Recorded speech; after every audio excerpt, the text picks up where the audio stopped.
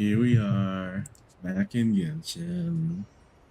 Almost what, a whole year? Haven't played in so long. I did get to Fontaine the last day.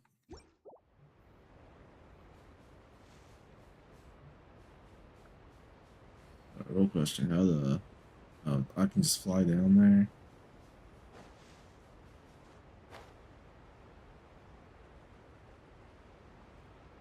Oh gosh.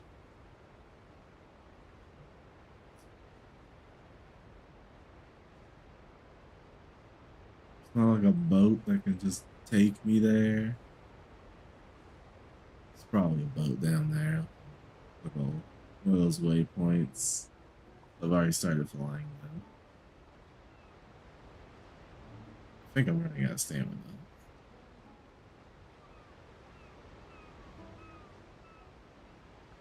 Can I make it to this boat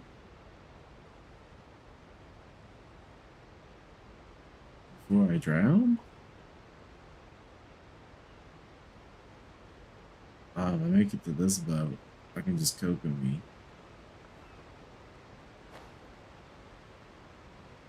Please make it, Lumine. I didn't know this would happen.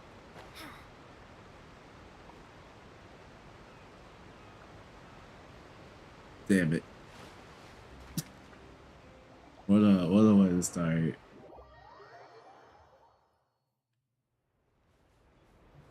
We'll try again.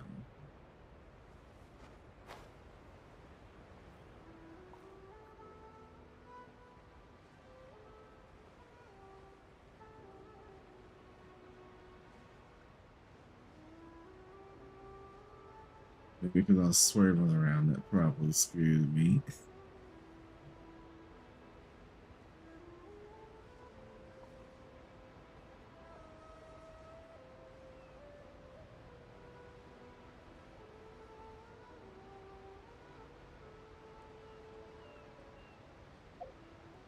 Isn't there like an item that speeds up my flying?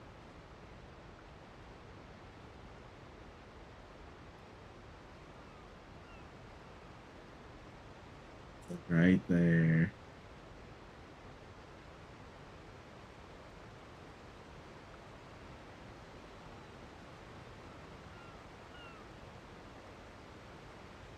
There's something shiny over there.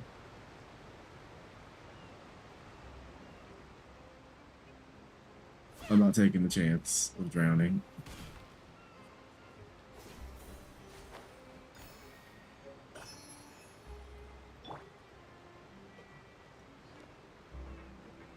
I don't have my Pokemon alt anymore. Wonderful. Guess I'll just swim.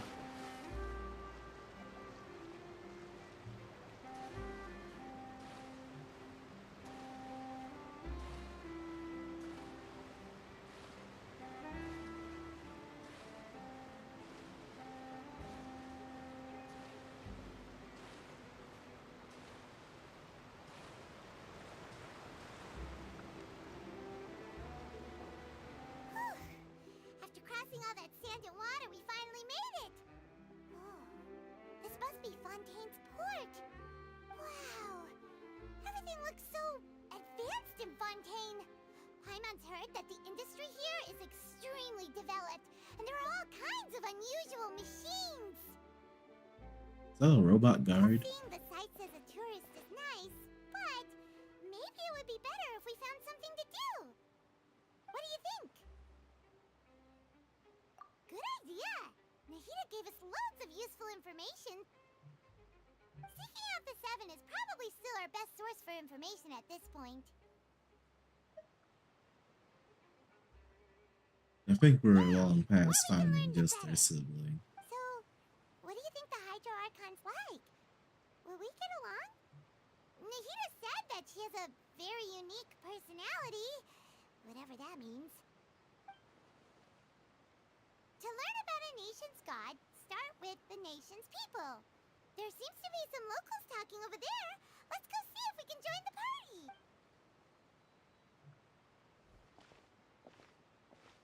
If you ask me, it's a tragedy how things ended for him. Clearly, he was a pretty decent person. Yeah, I didn't expect that kind of ending for him. I thought he would at least fight on a little longer for his family.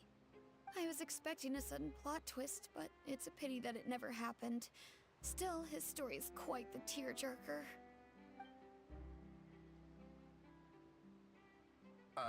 Excuse me. Can I help you too? I couldn't help but notice you standing here listening. Hi. We're travelers new to Fontaine, and we had something we wanted to ask, but you seem to be really busy talking about some kind of play, so we didn't want to interrupt. Play? Oh, no. We're talking about something that really happened. In fact, it's a case that was just heard a few days ago. Really? Like, a real trial? But the way you were talking about it and the words you used just now made it sound like some kind of story. Well, good tales are often based on true stories, aren't they? And what you see in reality may also be someone deliberately putting on an act while harboring ulterior motives. Whether something is true or not simply isn't that important. The main thing is whether the story being acted out on the stage is splendid enough. Oh, but it looks like you're not from around here. You probably don't know that the Fontaine Court of Justice is called the Opera Epiclese, or more commonly known as just the Opera House. I did not, Haku. But, shouldn't Not court cases yet. be treated a little more seriously than that? Not to question Fontaine's way of doing things. It's just that putting someone on trial is usually a very serious thing. No worries. Other visitors to Fontaine have wondered the same thing. You could say that we just don't want to waste the moving stories behind those cases. And as for your worries about whether the cases are treated with due reverence, we have the absolutely just and honorable Chief Justice Neuvillette, as well as the Oratrice Mécanique d'Analyse Cardinal, a machine created by the Archon. Between the machine and the Chief Justice, false charges and injustice are a thing of the past now. Ah, a nation of justice. Oratrice? Is it some kind of machine, too? Oh, Paimon's curious. We should check it out if we get the chance.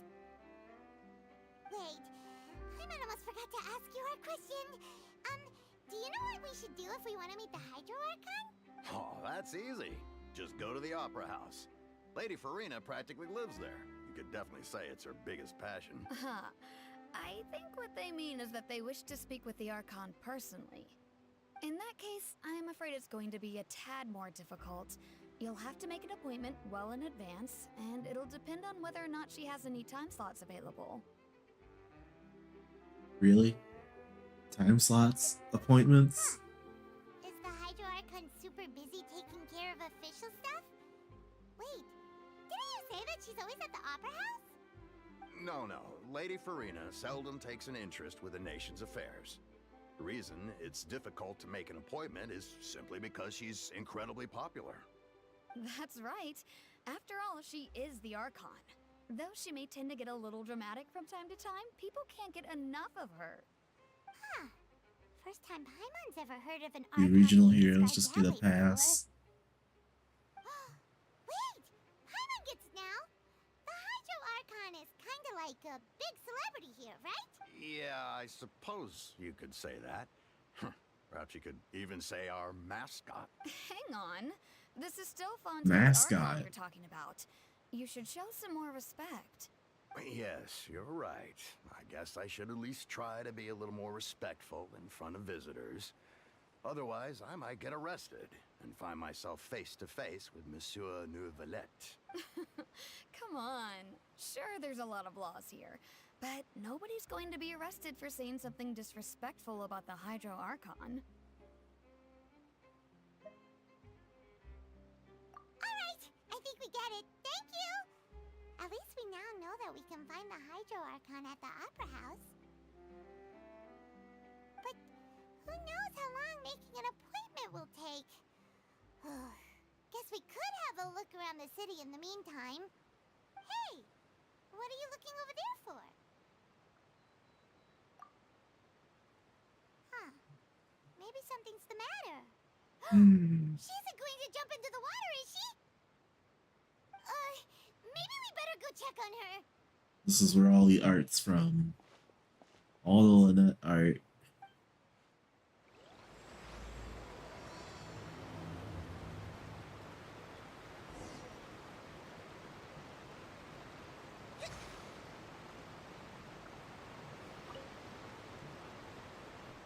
We were just the pusher.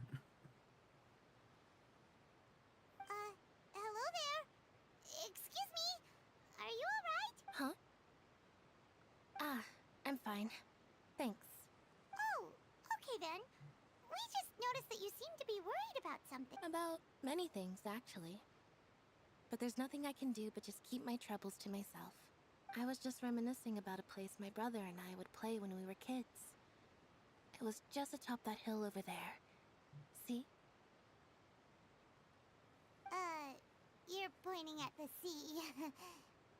Wait, are you saying that you and your brother lived in the water?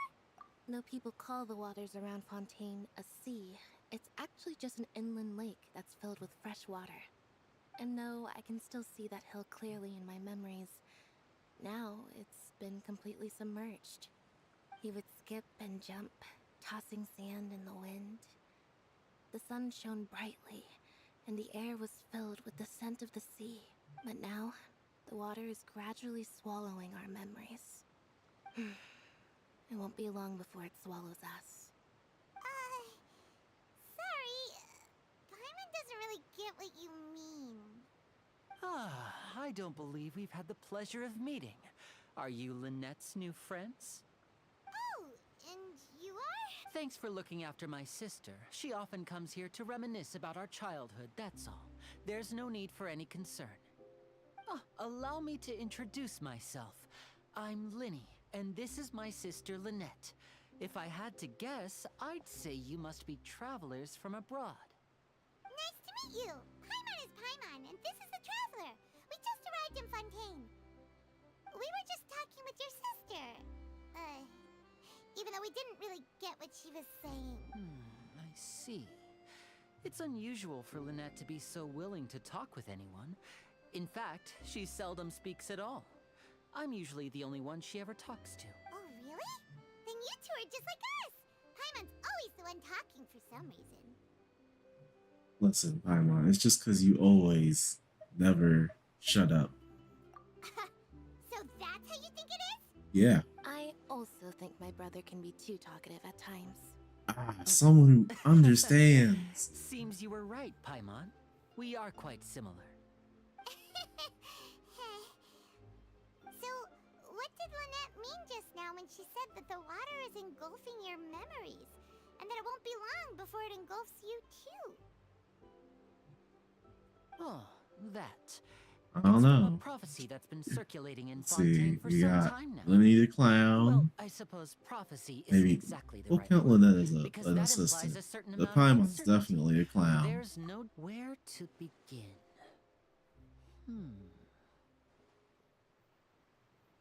Let's put that question on hold for a moment.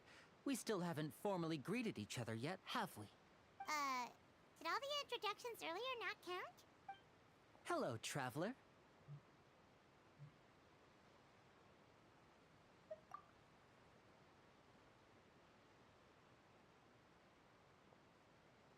And hello, Paimon. Hey! Why didn't Paimon get a handshake? You're not poking fun at Paimon, are you? Please, don't take offense. Just consider it a sort of etiquette we have here in Fontaine when making new friends. You should remember it. It might prove useful. Oh, alright then. Well, Paimon's just happy to have a local friend now.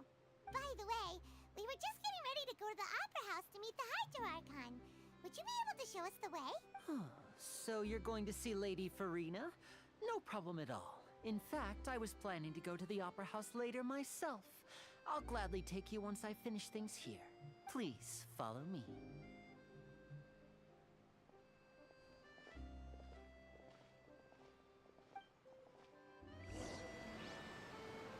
Music reminds me of Kingdom Hearts Twilight Town. Actually, I gotta think about it. Huh. That's a clock.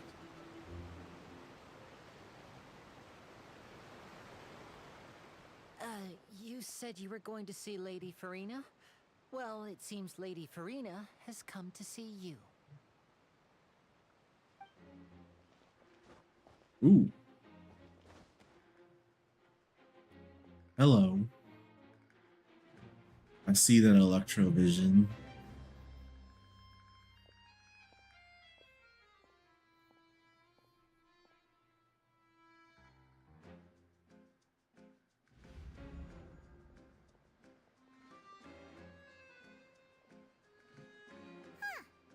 So, she's the Hydro Archon? But how did she know we were looking for her? My dear people, rich and poor, those with cup in hand and those with nothing at all, raise your glasses in celebration. If you don't have one, then just raise your hand in lieu.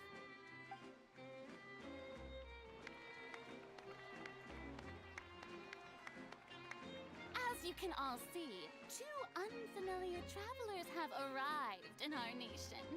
Come, let us make a toast in honor of this traveler and her companion who have journeyed here from distant lands.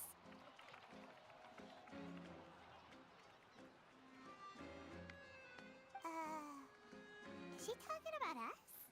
Who else would she be talking about? I've long heard of the turmoil and chaos you left in your wake as you visited other nations. But I welcome you nevertheless. No, I have come to receive you personally. Fear is for insignificant cowards. I am a god, and I will never entertain the notion of such meaningless wariness. You can be rest assured, I see clearly your sincerity. Of course, seeking an audience with me is the most sensible thing to do. It will allow you to truly behold my power and witness my authority. Intelligent people always gather under the correct banner. Ah, I see. I, Focalor, hereby welcome you to the nation of Hydro and acknowledge the value and significance of your trip. Now, you may rejoice in this. Easy peasy. I still can't believe it. Feels like we've only been here for a few minutes. Hey, that just saves us a lot of trouble. But the Hydro Archon's entrance was, how should Paimon describe it? A little over the top? Miss Hydro Archon? How did you know we were coming? I see. As Outlanders, you inevitably lack even some of the most basic understanding. Don't forget that even the gods can be divided into the mediocre and the excellent. I suppose it's only natural for you to be awestruck by my abilities. I hope when you said mediocre, you were talking about Paimon. You had best stop and consider. Do you really have the noble qualities and etiquette necessary to communicate with a god? All it takes is a flick of my finger for me to know everything about you.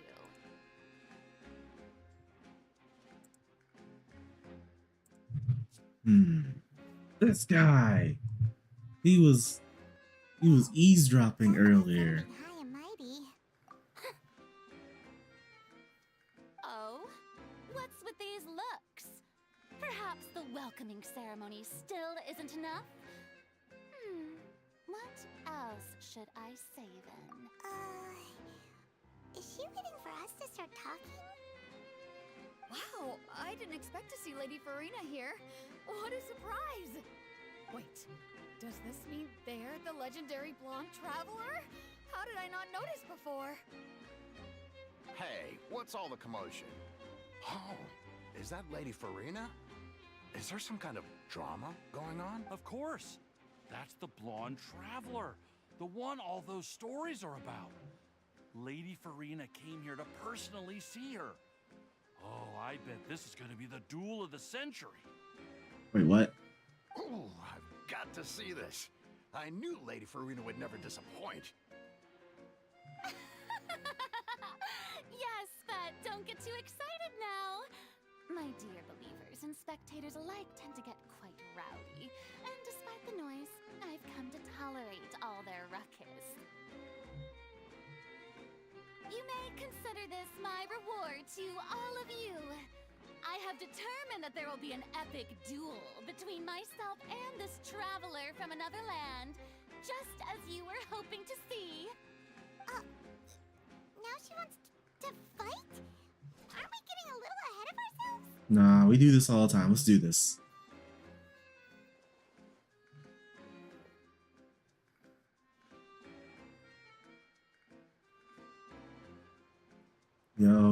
We just cause a little havoc, beat up the Archon, or whoever's against the Archon. Against the divine. What are you trying to do, traveler? Provoking a god in front of her people? Stand down, Clorend. I admire her bravery. Few have the courage to draw their sword against a god. She is obviously a true warrior. Unfortunately, people nowadays only crave to be thrilled, and a mere duel will not slake their thirst for excitement. Oh, yeah, she's right. Just a duel wouldn't be all that interesting. On Araneus, criminals are always requesting duels to defend their honor. I'm getting a bit old, to tell the truth. You see. Then, Hey, as that's the how we do it god in of Inazuma. justice, I shall face this traveler in another kind of duel. A duel in court! What? All right. Now that'll be worth seeing. Right. This is Fontaine, after all. Such a grand opera house, it would be a pity not to use it. Why do you care so much about the crowd's reactions? Seems you've spent a little too much time in the opera house. I didn't come here to do jury You duty. plan to have a duel in court. You mean you're going to put us on trial? Oh, we have reason to put you on trial. It's obvious, isn't it? According to Fontaine law, no one is permitted to release any flying objects within Fontaine city limits during the first 3 days of each month. What? You are clearly Totally made that up. violating this law, no? Oh, so that's what they've done wrong. That's our Lady Farina. No one knows the laws of Fontaine like she does. You call that obvious? What kind of law is that? Wait, flying object? We're getting Paimon? fake arrested Precisely. as a Paimon. Now, if you two have no objections, then in the name of the Hydro Archon, I order your arrest. What if we just throw Paimon in the water? My apologies, Lady Farina. I don't mean to spoil the fun. But if you would allow me to interject, I don't think that Paimon here meets the definition of a flying object. You tell her, Linny! Finally someone who's not crazy. How could anyone call Paimon a flying object? I guess you're technically Ah, floating. Great magician Linny, my beloved citizen. I'll permit you to object. But how exactly do you plan to prove your claim? As a magician who just rained on your parade, I naturally should shoulder the responsibility of saving the show. So, with such an audience gathered here, allow me to perform a trick for everyone.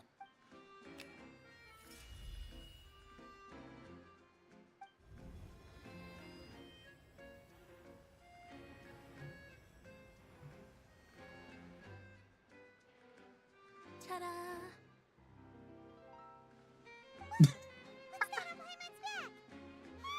Is that a leash for Paimon?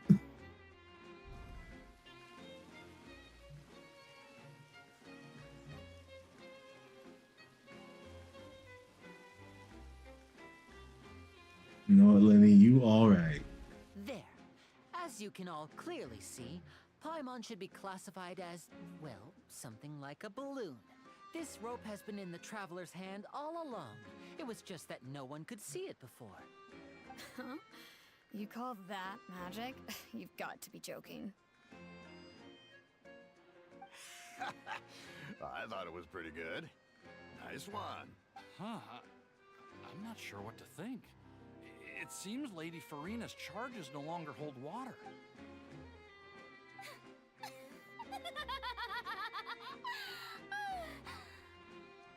Amusing. Very amusing, Linny. Just the sort of unexpected twist that I enjoy. With you here, today's performance can finally be called complete. Performance? You see all this as a performance? In which case, consider the matter of your trial resolved. The god of justice will not bring charges against an innocent person. But when there are valid grounds, I will not only judge travelers from abroad, but even the gods of other lands. Hey, what is that supposed to mean? I look forward to seeing your upcoming performance at the Opera House, Mr. Linny and Miss Lynette. That's enough for now. Toodaloo!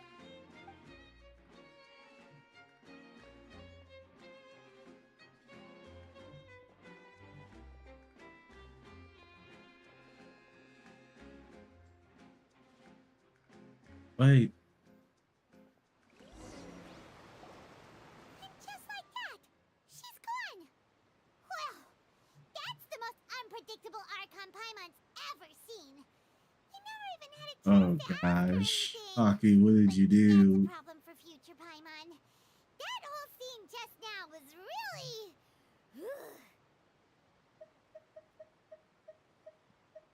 You wailed for the Kusagake. You pulled the trigger, didn't you? Don't mention it. I just happened to remember that there was such a law, so I did a little preparation, just in case. I didn't think it would actually come in handy. So, Oh, now do you see what kind of god Lady Farina is? She can be a bit confusing at times, but she is still amenable to reason. How much did it cost you? Paimon had no idea you were a magician, Linny. It sounded like How you'd be far into performing pity at the did you Opera have House, to right? go? I just know a few simple tricks I use to make a living. Lynette is my assistant. It will actually be my first time performing on the most prestigious stage in Fontaine, the Opera House. Oh boy. Isn't the Opera House where criminal trials are held in Fontaine? When there are no public trials being held, the Opera House hosts a variety of other performances. Now To you the have people of to Fontaine, keep playing the line Genshin. between a trial and a performance can be a little blurred. And speaking of performances, I would be remiss to forego this opportunity gifted by fate. Might I invite the two of you to see my performance? My brother's always excited to make new friends. Oh, sure. We don't really have anything to do now, and we wanted to go to the Opera House anyway. Splendid. In that case, why don't we go together? I'll show you the way. I just have something to take care of first. Oh, you really mean it? Then I'll take you up on your offer. This is a magical item known as a magic pocket. Perhaps you can help me distribute them to the people here. Tote bag. Huh? What are they going to use it for? About that. You asked me before about the prophecy, right? Let me start by telling you a little more about what it entails. I'm not sure exactly when it began, but a prophecy has been circulating around Fontaine. It says that every person in Fontaine is born with sin. No matter how the nation of justice holds trial after trial, this sin cannot be absolved. Until one day, the water levels in Fontaine will rise, and the sinful people will slowly be drowned. In the end, the people will all be dissolved into the waters, and only the Hydro Archon will remain, weeping on her throne. pretty gloomy. Why are people in Fontaine born with sin? What is that supposed to mean? There are lots of guesses. Some say that the ancestors of Fontaine stole the power of the seas and stirred its wrath. Others say that the people of Fontaine never heeded the first Hydro Archon's warnings and offended Celestia. But here in Fontaine, evidence is what matters. There hasn't been concrete evidence for any of these claims, so they can only be regarded as conjecture. If even the people in Fontaine don't know what sin they committed, wouldn't it be better just to ignore the prophecy completely? Why bother feeling guilty all the time? That's exactly what the people did at first. But in the last few years, the water levels in Fontaine have actually started rising. Many places have already been completely submerged, and now lie beneath the sea. Many people carry on with their lives as before and shrug it off as a natural phenomenon. But my family and I think that the people of Fontaine shouldn't ignore the possibility, which would end up sentencing them to death. We hope that at least the people who reside near the waterfront can move away before it's too late. So, we've started distributing magic pockets to them. As a magical item, these magic pockets have astonishing capacity. I'm sure they will come in handy when people are moving their belongings. Oh, Paimon gets it! It's like preparing for a rainy day! Perhaps only absolute power could ever contend with such a catastrophe. But who knows? We're just tiny specks in the grand scheme of things. Now, if you'd like to help, then please give these magic pockets to anyone nearby. Be sure to convince them to take it, regardless of what they say.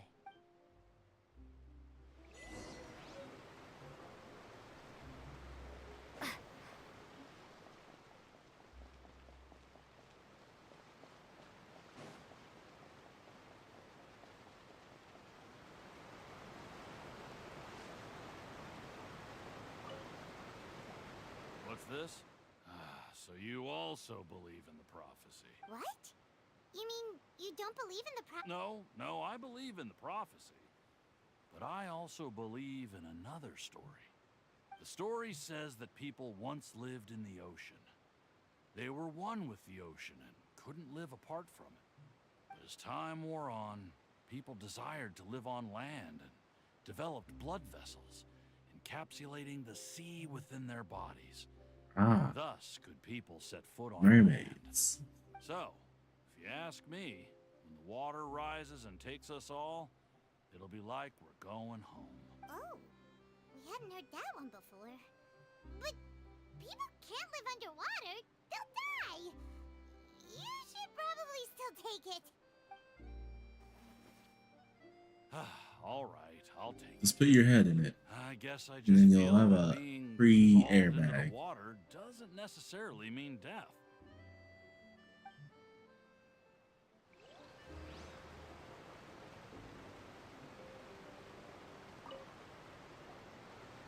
So you're the blonde traveler that everyone's been talking about. My apologies for not recognizing you earlier. Oh, a magic pocket? Seems you really thought of everything. I guess it's better to prepare for the worst and hope for the best. Thanks. Please, also thank the magician on my behalf when you get the chance.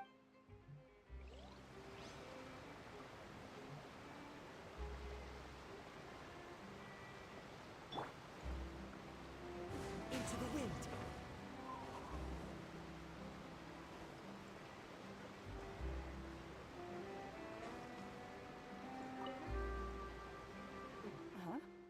I don't want that thing.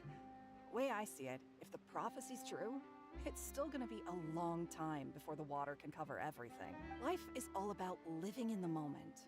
What use is there in worrying about the future all the time? You should still take it. You never know when it'll... Oh, all right, fine. Thanks. It's just that if I start moving, that means I've already given up on the life I have now. I'd really rather not. All right. The wind knows me.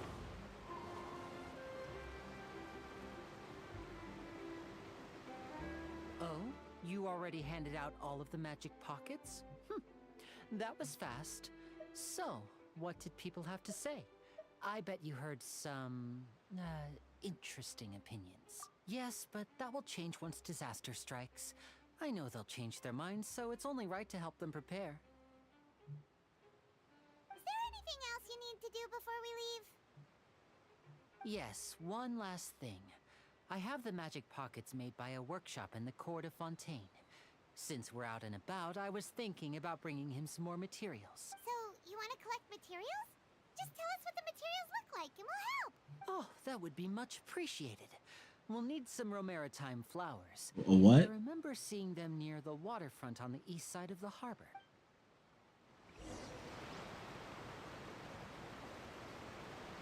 It also says there's a thing above me.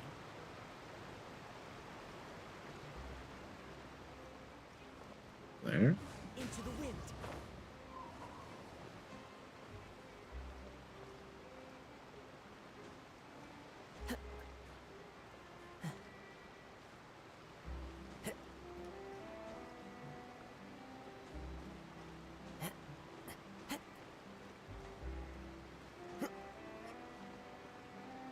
One with nature. Where is it? It's in this clock.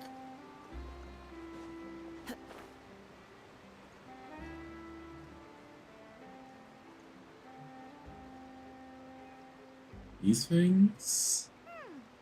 It seems we have to use Hydro to collect Romaritime flowers. Thank you, Kokomi.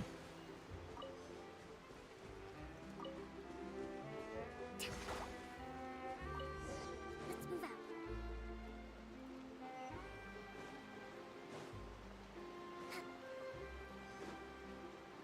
Let's move out.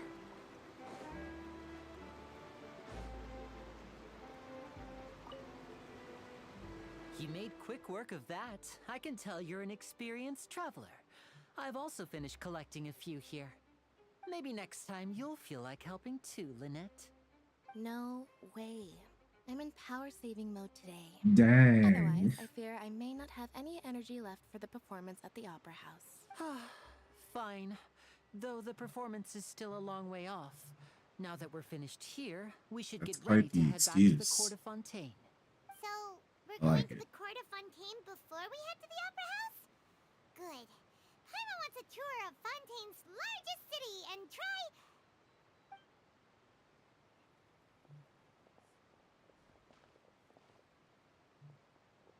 Wait, shh. Have you noticed that person over there? The young girl. Huh? What's wrong with her? Paimon didn't notice anything. She's obviously a thief. Magicians and thieves practice similar methods. We divert attention, and a distracted audience is one that won't discover what you're really doing. Watch her movements carefully. Dang. She just pickpocketed him.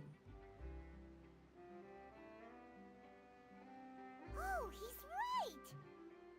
Shh, keep your voice down. We need to think of a way to catch her, but it seems she's very alert. Perhaps we should split up.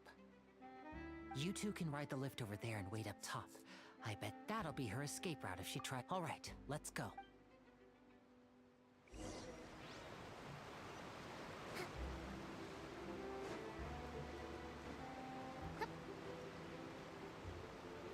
Breathtaking.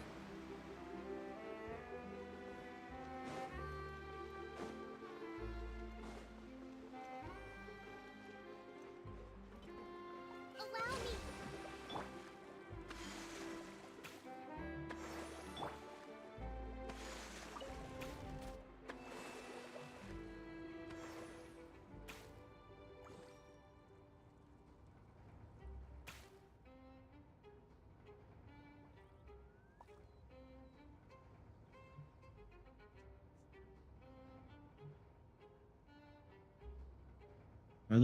When do I get to the top?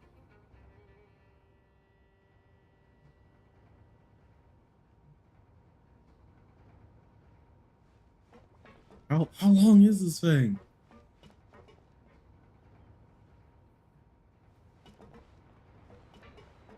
There's no way this building's this tall.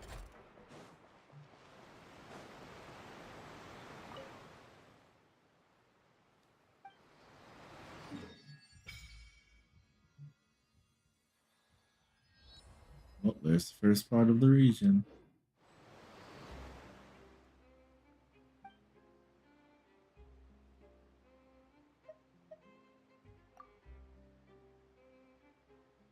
Oh, did it actually?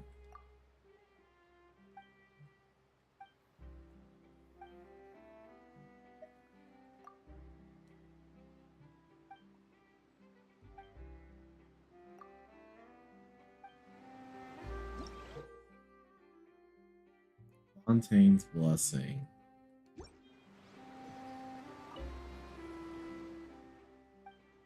Alright, let's see what this is.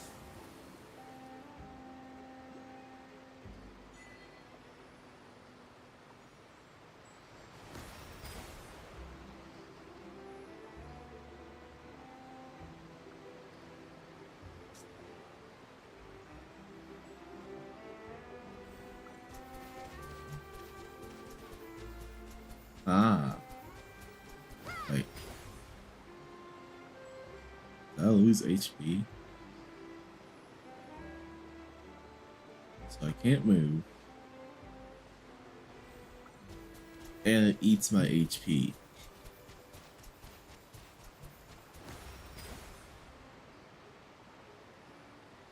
I do remember the alt not being that impressive. I do like the water gun though.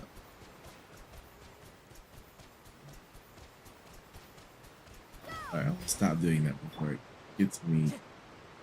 Oh, I want to have to go back to Sumeru just to get the Dendro back up.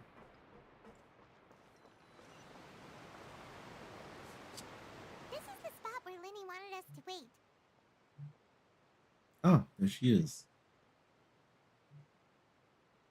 Oh, look! Isn't that her?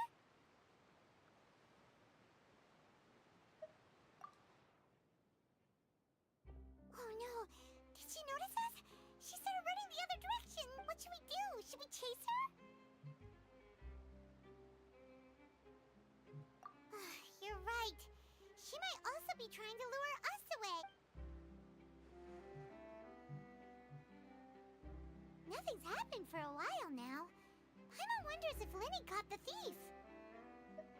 Yeah, let's go.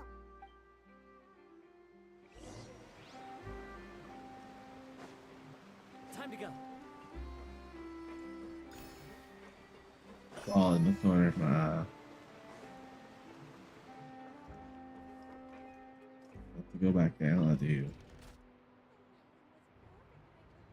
Probably should just jump down.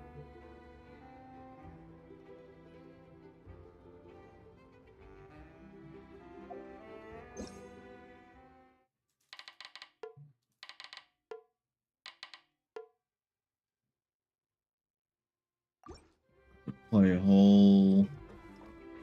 I could play a whole drum cadence if I wanted to. Oh, it's faster going down.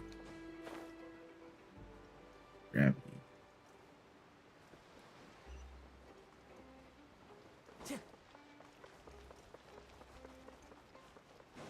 Go back up. No. No.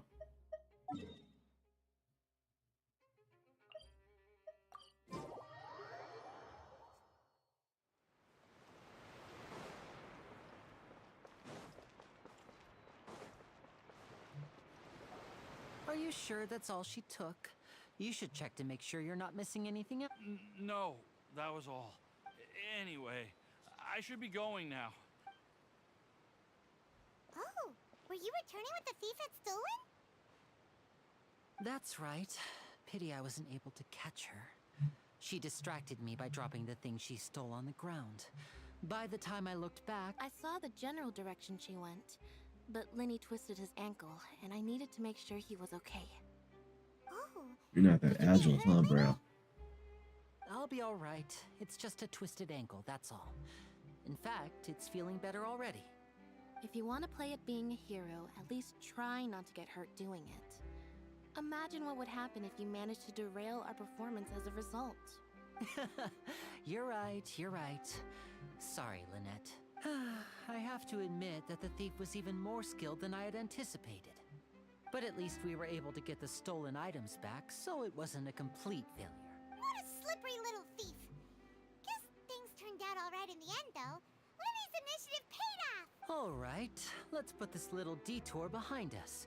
We should go to the court of Fontaine now.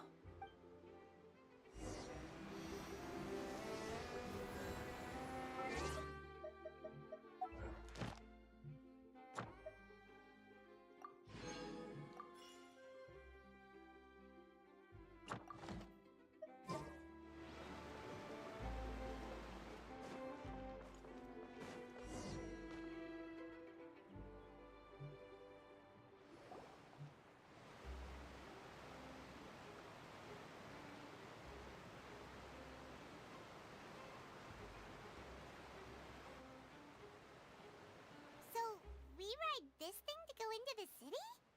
What an ingenious way to get around! This is an aqua bus. It allows people to travel between several key locations around Fontaine. It's pretty convenient, but the ride can become a little dull after a while. The scenery is always the same. That's why it's better to travel with friends. So you mean it's still boring even when I'm riding with you? No, that's not what I meant. It's just that, well, you don't really talk that much. Besides, it doesn't really feel like a real trip when it's just the two of us. It's the same as being at home. Whatever. Guess that's what it's like to be an older brother. It's about time for us to leave. Let's get on board.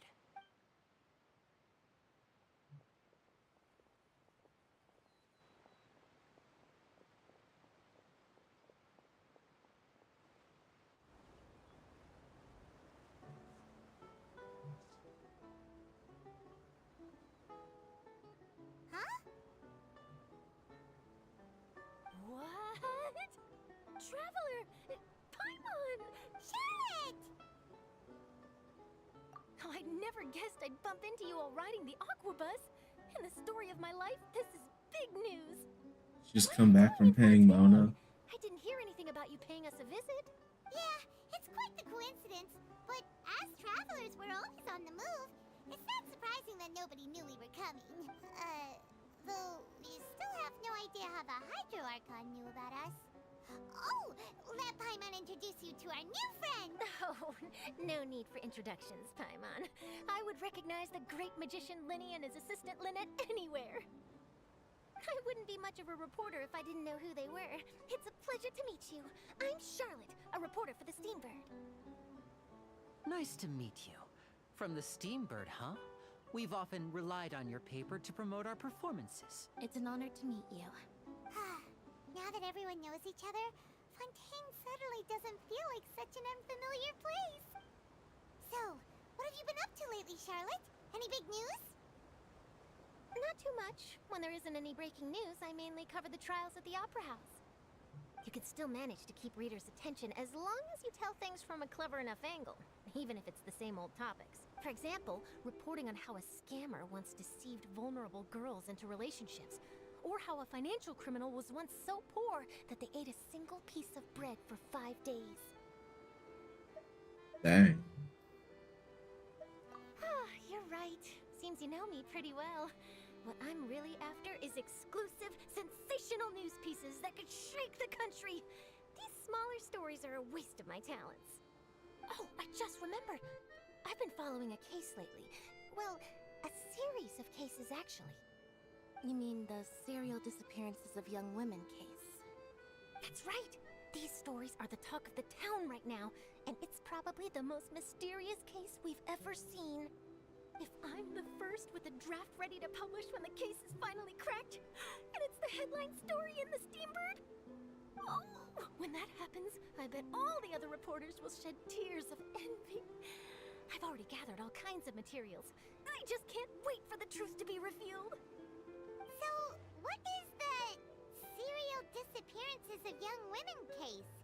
mean the culprit hasn't been found? That's right. The first missing girl case happened almost 20 years ago. And ever since, after a period of time, another girl disappears. What the cases have in common is that the girls are all of a similar age, and that they've all vanished without a trace. But the scariest part is that to this day, none of the girls have ever been found. Many suspects have been arrested over the years in connection with this case, but shortly after each arrest, another disappearance would always happen. Oh, you're just randomly arresting people? Yes, it's possible. But either way, I believe that every case has some precise truth behind it, waiting to be exposed. Yes, I agree. And at the very least, the family of those missing girls deserves some sort of explanation. I just imagined for a second what I would do if Lynette were to suddenly disappear. I'd pay any price to get her back, and then find a way to track down the culprit. Please don't imagine that, Lenny.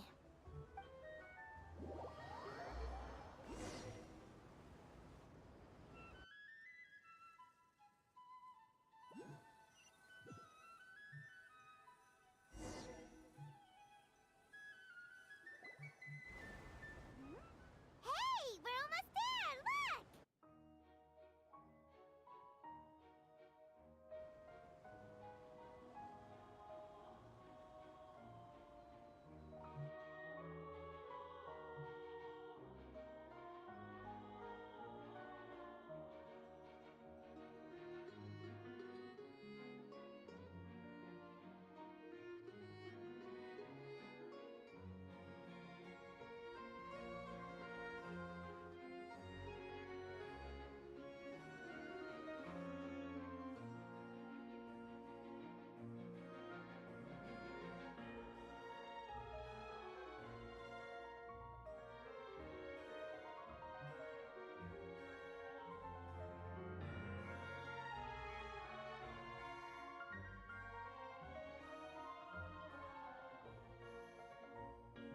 That means that the way it's set up, only one aqua bus can go through at a time. Yeah, us as well. The ride went by too quickly. I have an interview to get to. I should get going before I'm late. Okay, Paimon hopes we can chat again soon, Charlotte. See ya! Bye now. Oh, be sure to stop by and see me at the Steambird when you have time. What a tough job. Always running around and interviewing everyone. Well, where should we go now? If you don't mind, how about we stop by my home first? Besides, I still have all the materials we collected. Sure, we wouldn't mind at all. This city is so huge, Paimon wouldn't know where to start anyway.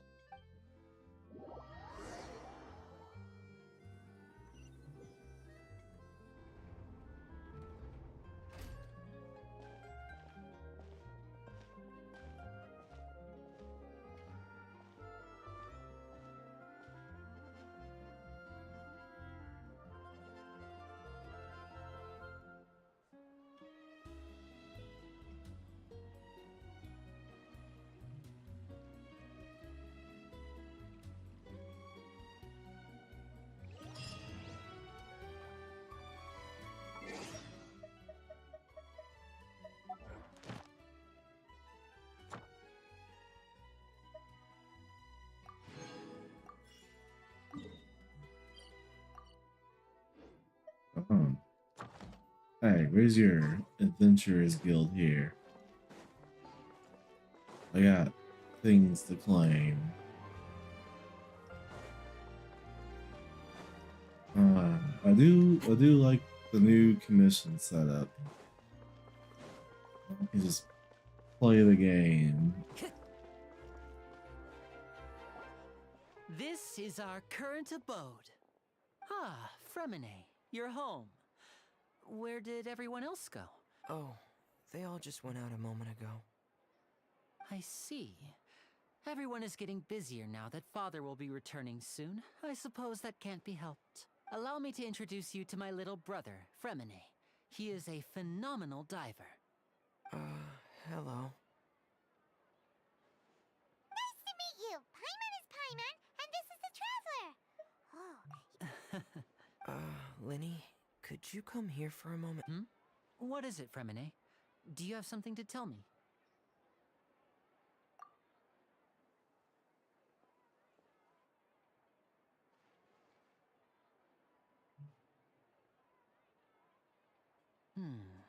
Okay, I see. Is everything all right? Oh, it's nothing. We were just discussing a little housework. Sorry for the interruption. Oh, before I forget, the Traveler and I collected more materials to make magic pockets. Were you able to get any from it? Yes, I went diving and gathered lots of materials. I was about to give them to you. That's our Fremine, always quick with the underwater work. All right, I'll take these to the workshop.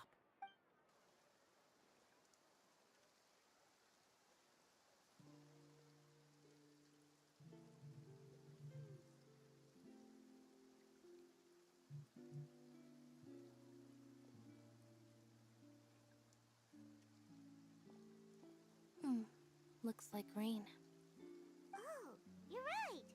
But wasn't it clear and sunny just a moment ago? Fontaine's weather sure is weird. I'm afraid that's just how it is here. It often rains on days where there are trials being held in the Opera House, but don't worry, it'll clear up soon enough. What's wrong, Fremine? There's a legend about the rain that I tend to believe. It's said that a dragon of water once resided in Fontaine. Though we don't know where the dragon went, every time it weeps, the skies will cloud up and pour out rain. When I was a child, my mother told me that if I wanted to go outside and play, I should yell toward the sky at the top of my lungs. Hydro Dragon! Hydro Dragon! Don't cry! If it's an elemental dragon, then having the power to make it rain wouldn't be very unusual. Let Paimon try something. Hydro Dragon, don't cry!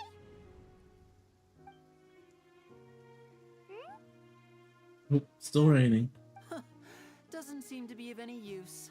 It is just a legend after all. You know, you might be a more popular magician if you understood the concept of romanticism. Or could at least play along. Sorry, it might be because we've never met the Hydro Dragon. Perhaps it can't be comforted by the words of strangers.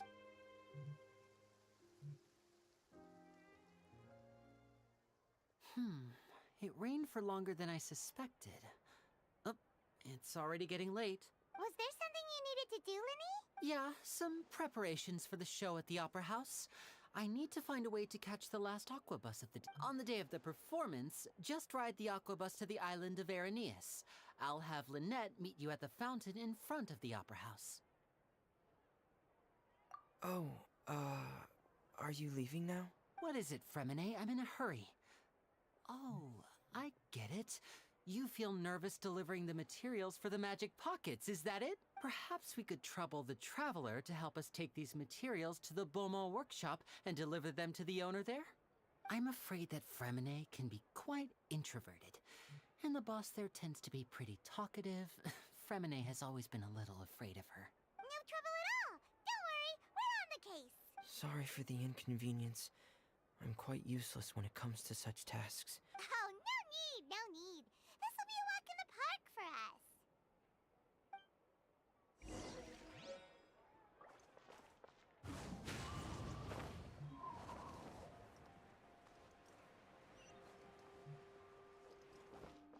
This way.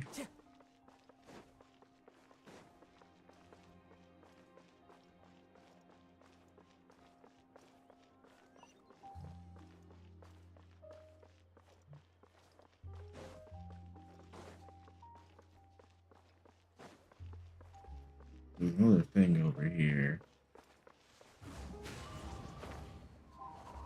Ooh, that's a long climb. Actually, the ceiling. Yep.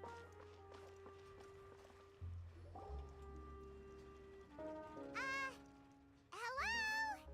Is there anyone here? Neat magic pockets. Oh, hello there. New customers? Looking to buy, or do you need something made? Or perhaps you're just looking for a chat with me. we're just here to deliver some materials. Here they are. They're for making... what were they called again? Ah, these must be for magic pockets. I could tell right away. I've already made several orders worth now. No need. They've already prepaid several batches worth. When they told me what they'd be using them for, I even offered them a discount. But they insisted on I do paying like the full Steam amount, Maiden look. saying that I had a business to run. It seems both their hearts and their pockets are made of gold. Whoa. So, This wasn't is like the levy a actually loaded? copy I paste can't say for sure, model but for who knows? NPCs. Maybe there's good money to be made. I'd say being this should be a magician in character. Fontaine.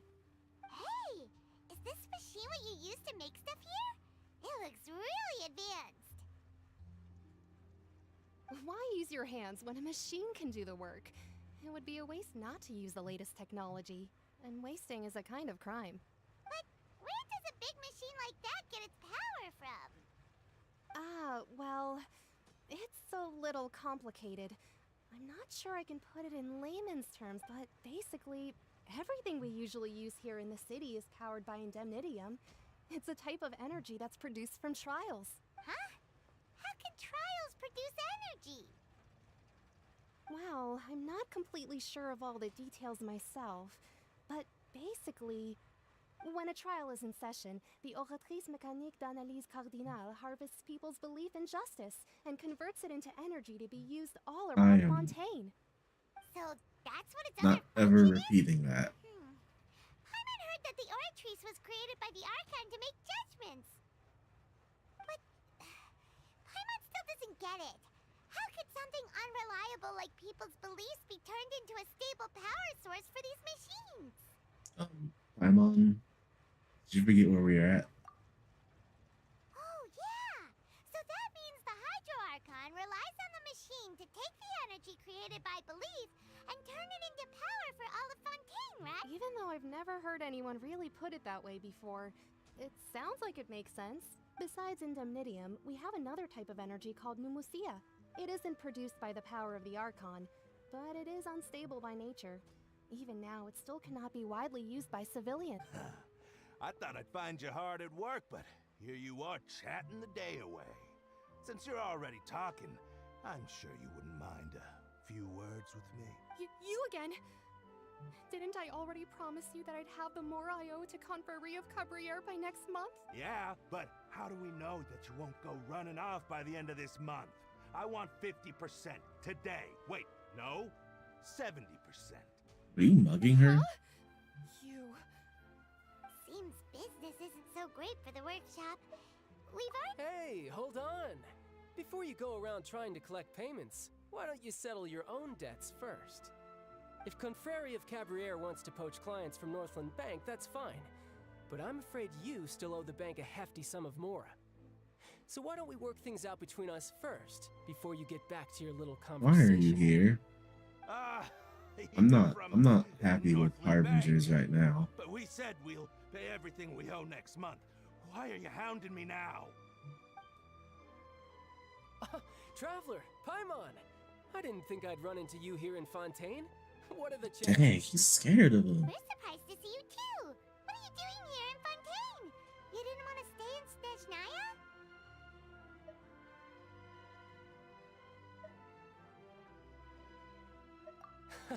Long story short, I've already been in Fontaine for some time now, and honestly, things have been pretty boring.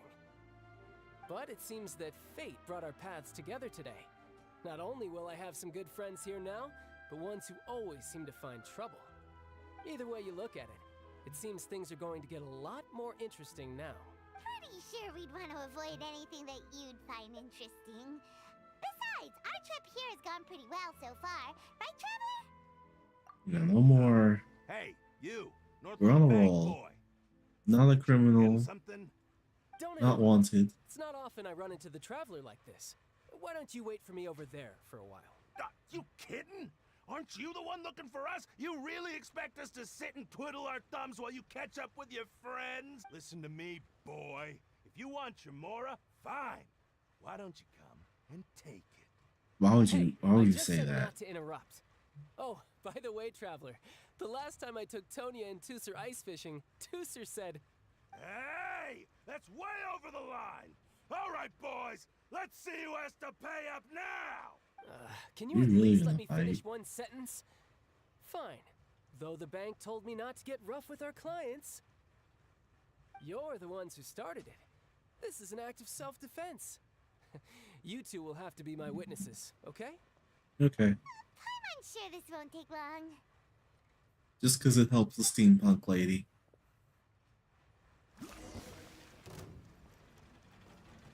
I do not know how to play Tartaglia. Brace yourself. This is gonna hurt. Yeah, yeah, yeah. Yeah, za. Yeah.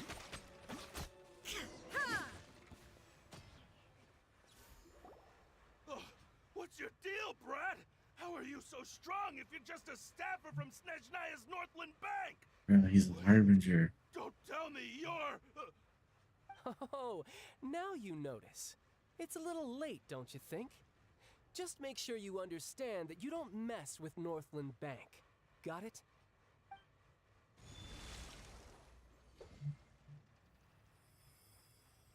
Huh? Wait. Did your vision just stop working? Now's my chance!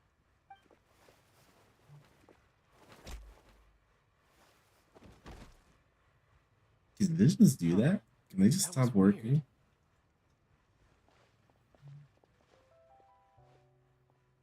I'm not sure. It's as if I suddenly lost control of my hydro powers when I needed them. Maybe there's something wrong with my vision? Strange. How could that happen? First time Paimon's ever heard of someone losing control of their vision. Never mind. It doesn't matter. If I want to stay sharp, I shouldn't be relying too much on my vision anyway. Besides, I always have my delusion in case I need it. So what are you doing in Fontaine, child? I don't see its work for Northland Bank. Well, I guess it's because I've been in a bad mood lately. Huh? What kind of reason is that? Wait, since when do you feel down about anything? I don't know. Maybe I still have a lot to learn about myself. But recently, there seems to be some sort of restless power stirring inside of me.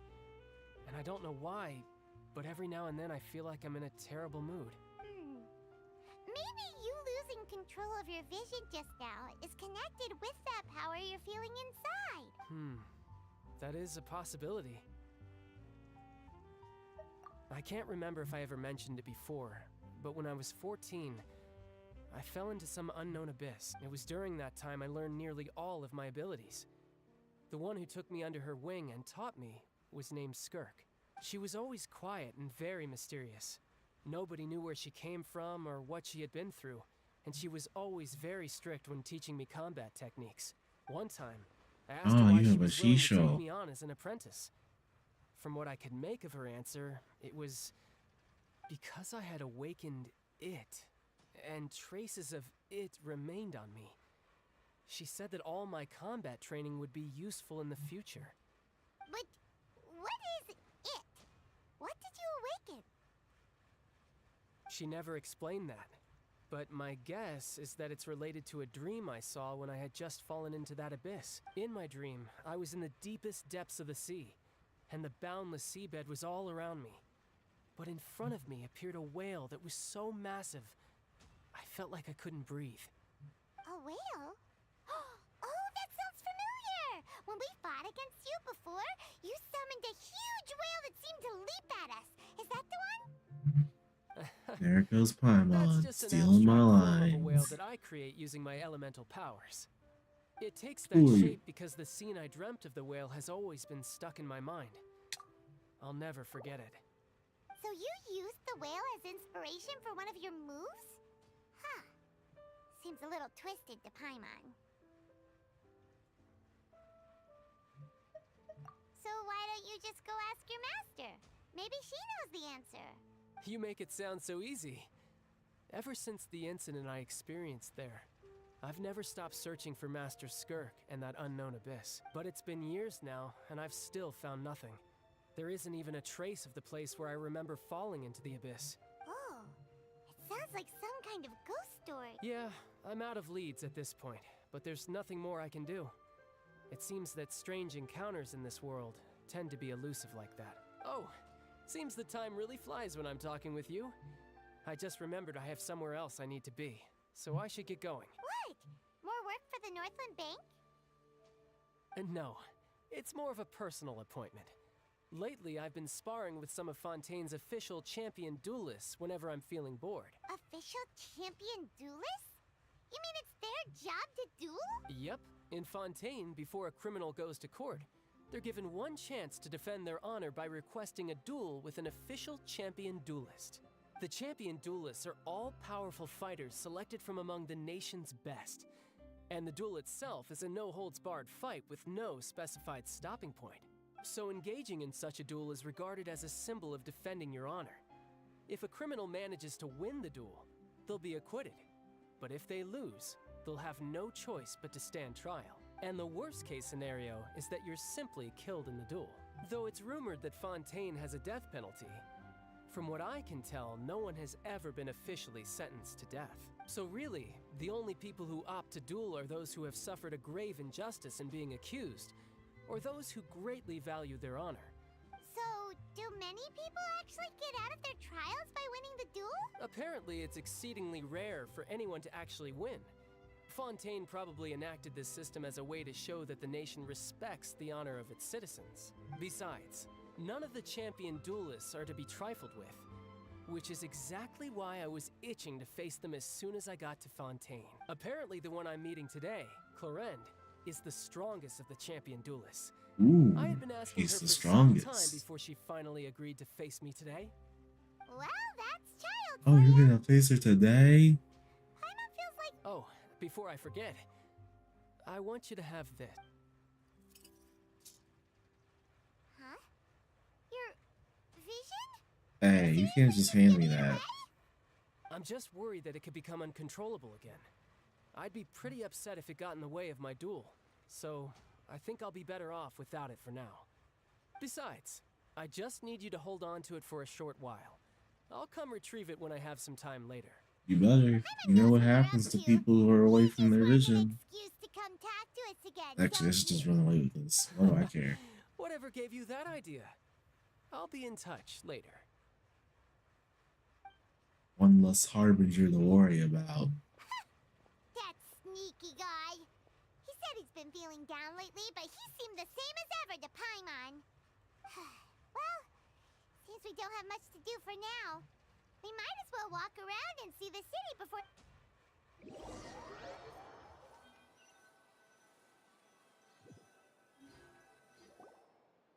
Wow! Who could have seen that coming?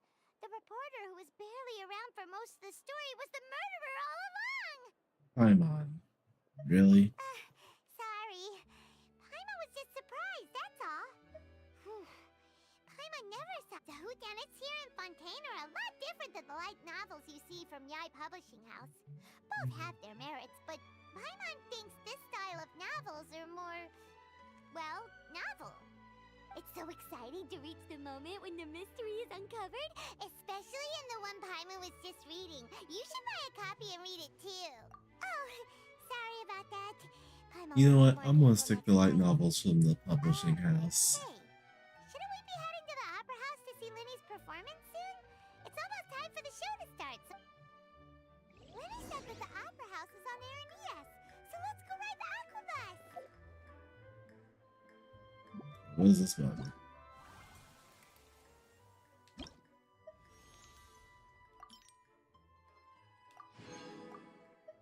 Ah, they did all this.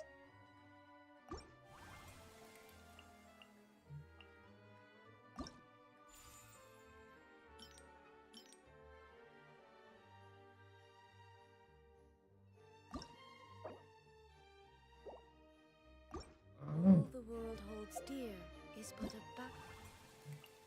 What's this? backdrop of constant motion.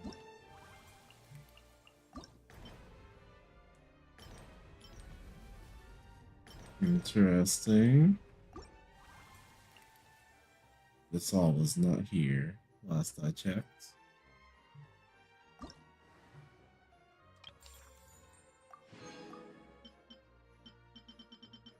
Oh, incentive to explore.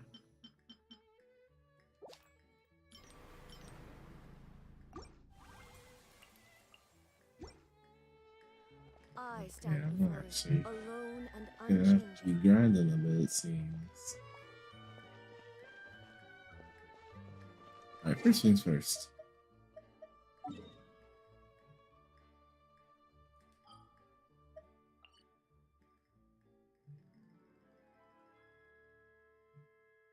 Where is it?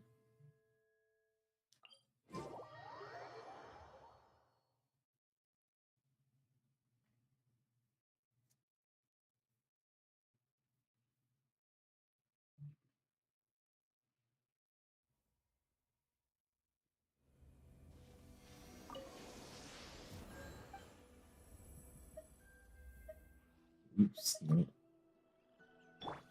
Dendro, please.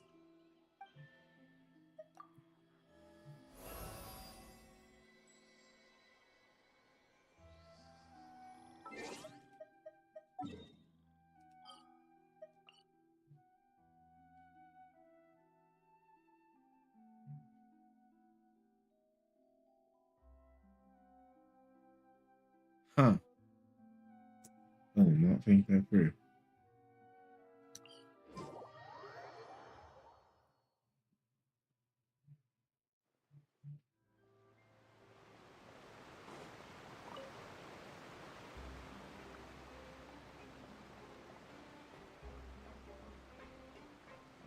See, it's one at a time.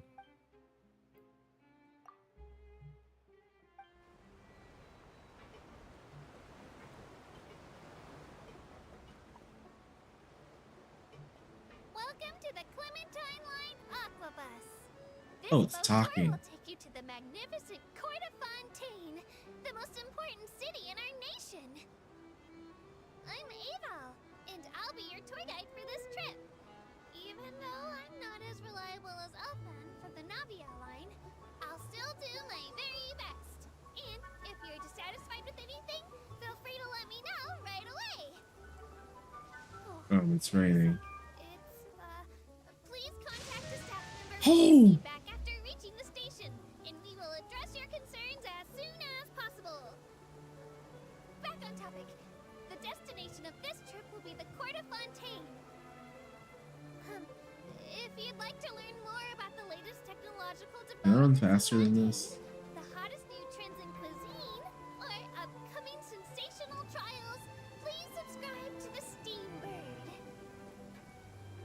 Give me a second. I'm testing. Oh. Wait. Kazuha, go.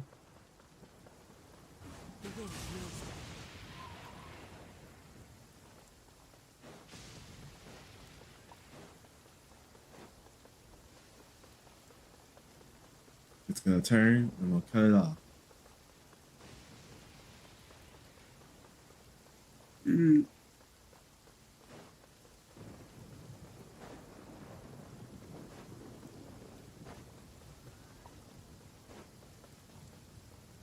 Alright. I didn't think it was actually gonna be slightly faster.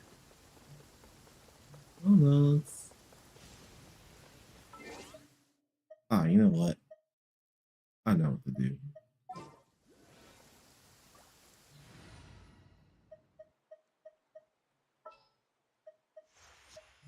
It's time to pull the trigger.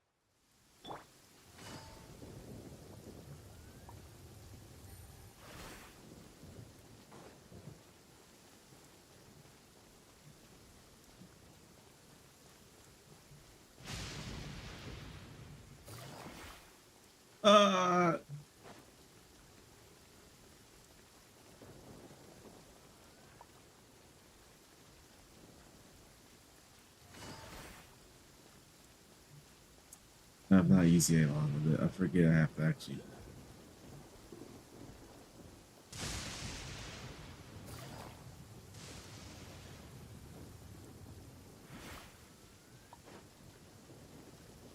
I'm not really about to just. Take it easy.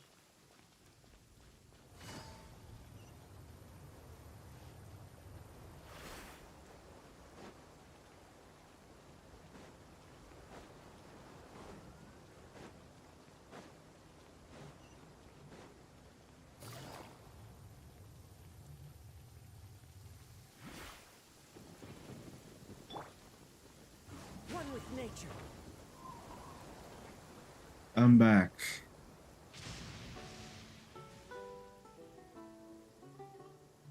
I told him just jump off and chase this whole thing. I still quite a ways to go. You know, I'm just gonna sit.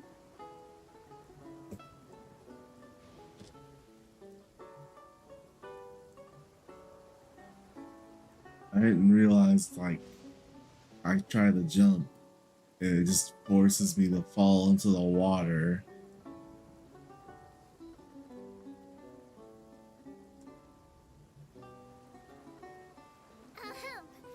Looking ahead on your right-hand side, you'll see Aranias, where the Opera Epiclese is located. Oh, have you been pointing out landmarks while I've been gone? My bad. She said, no clue. What's the use of learning the meaning of things? But anyway, Elfin is a super amazing and super friendly Melusine. If you have a chance, you really should take the Navia line and listen to her tour. Behind me is the destination of our tour, the magnificent court of Fontaine. Please take all of your personal belongings with you when you disembark. I gotta go over there. If you wish to hear it.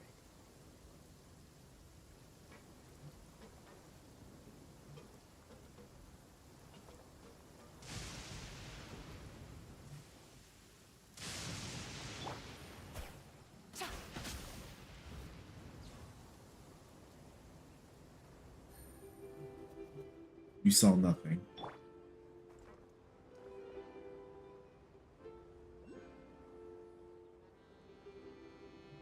Wait, is there like a thing above me?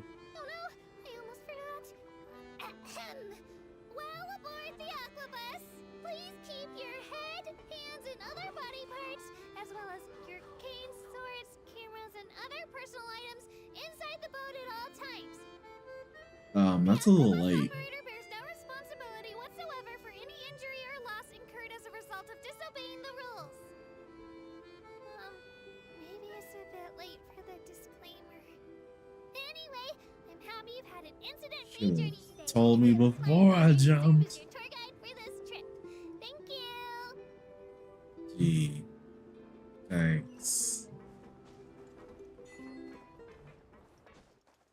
Now I get a welcome to Fontaine. Time to go. So wait, where do I go with the?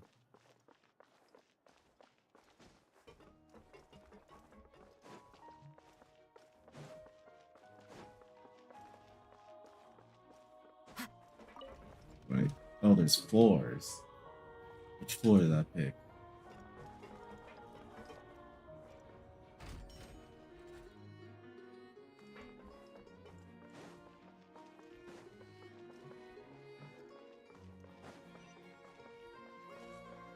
Which one takes me to the court?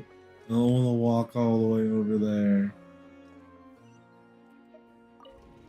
Let's try the second floor.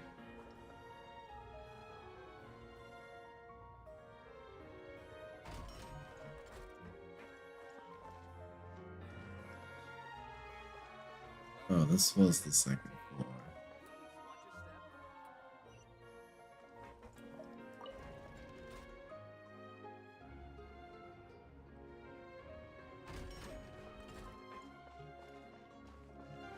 Excuse me, will this take me to court?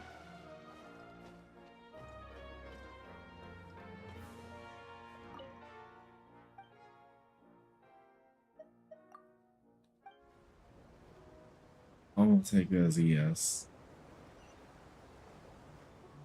Welcome to the Navia line. I am Elfan. The boat will be departing imminently. Please do not stick your head, hands, or other body parts outside the boat. I've learned my lesson. Also, thank you for telling me for immediately. any accidents or injuries resulting from doing so. Also, please remember to buy the Steambird, though I don't read it myself.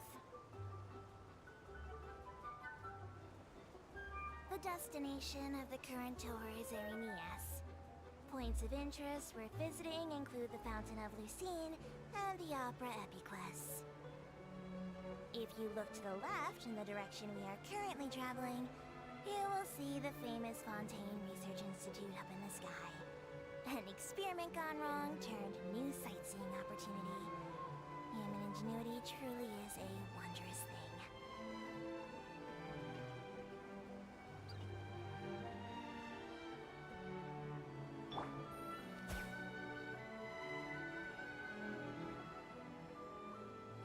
There's a little shrine thing over there.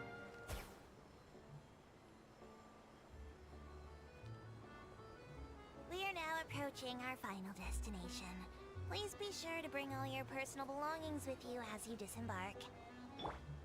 Even though I will take any forgotten items to the lost and found, the paperwork is rather annoying, as Melusine hands are not suitable for grasping pens.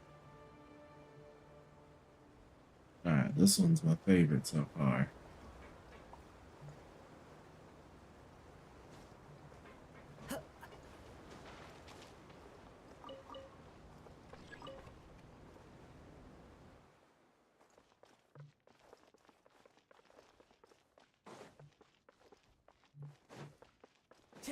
Here, let's get to the Statue of the Seven. I also don't remember touching this waypoint.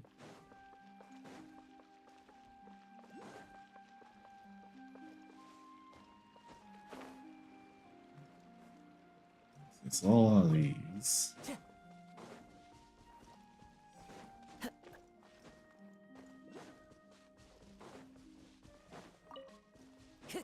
What is this? Is it enemy?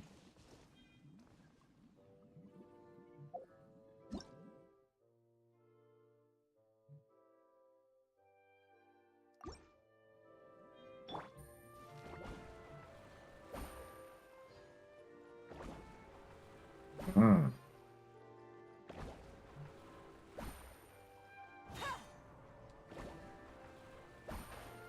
Alright, stop.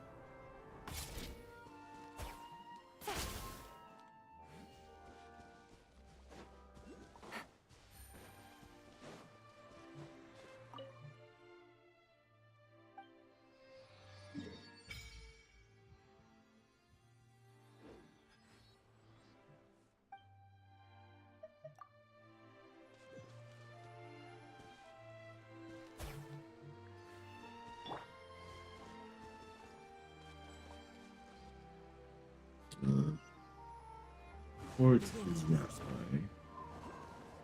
Ah. Nice and fancy. And a crap ton of... Oh, those aren't chests. Those are the Time to go. element reactive things. Time to go.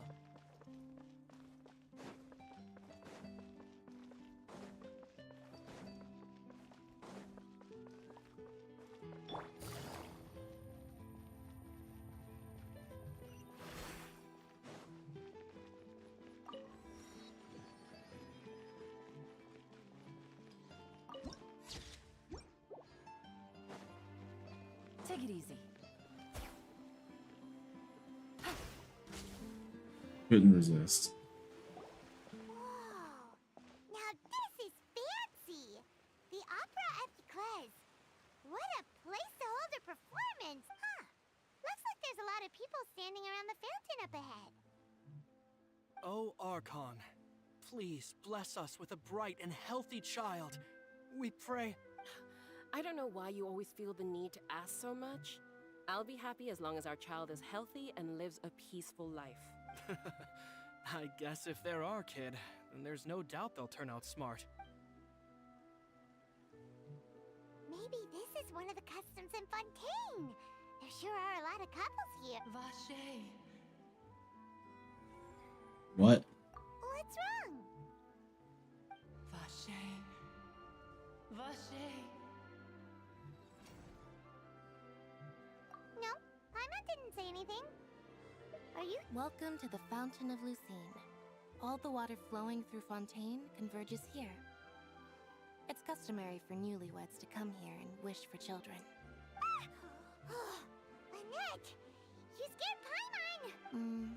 Lenny asked me to wait here for you, remember? Right. What do you mean? There are a lot of people here right now. Hey, you're not trying to scare Paimon, are you? Paimon. No. Silence. Silence. I see. I might be able to tell you something that could help explain the voice you heard. In fact, you might not be imagining things at all.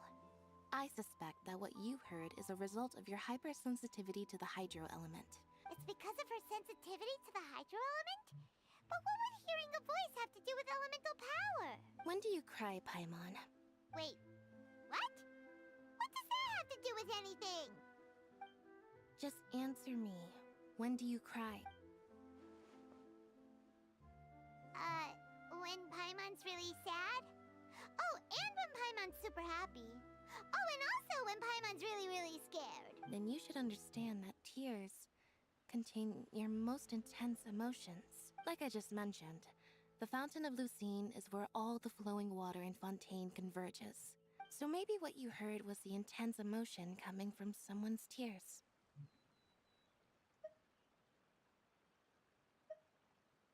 So, what did the voice say? Huh. If you were hearing their emotions, then Paimon wonders what happened to them. Rather than worrying about them, we should worry about my brother first. Don't let that calm look of his fool you. He tends to get pretty nervous just before a performance. So chatting with Lenny might help him relax a little. Oh, right. That makes sense. Let's go in and see Lenny. What a considerate sister. Just picking this up. Wait, offering. I just wanted to pick up the chicken.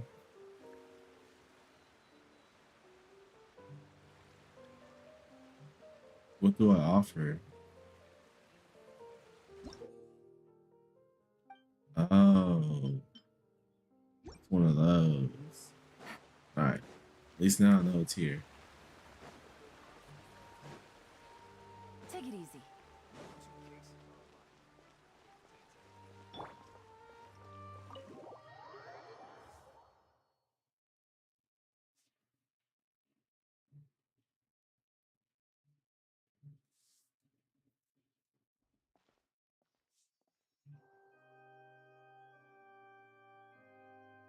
Traveler and Paimon, good to see you. I knew you two would come. Are you kidding? We wouldn't miss it for the world. I can tell, judging by how early you've arrived. But you're actually right on time. The audience still hasn't started entering the venue yet, which means now is the perfect chance for us to take you to the best seats in the house. Wait just a moment, I'll fetch the tickets.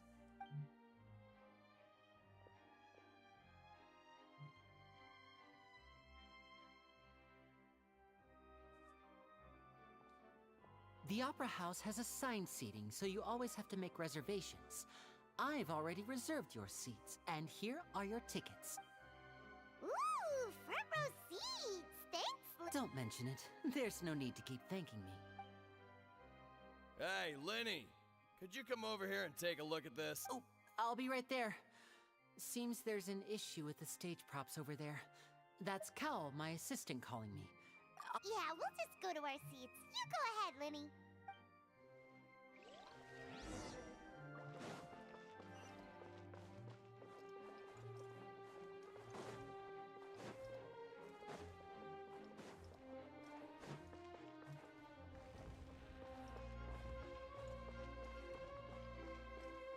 Ooh.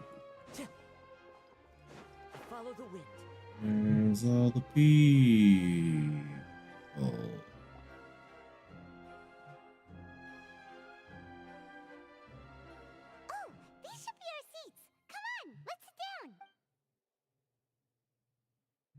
Paimon, do you even sit?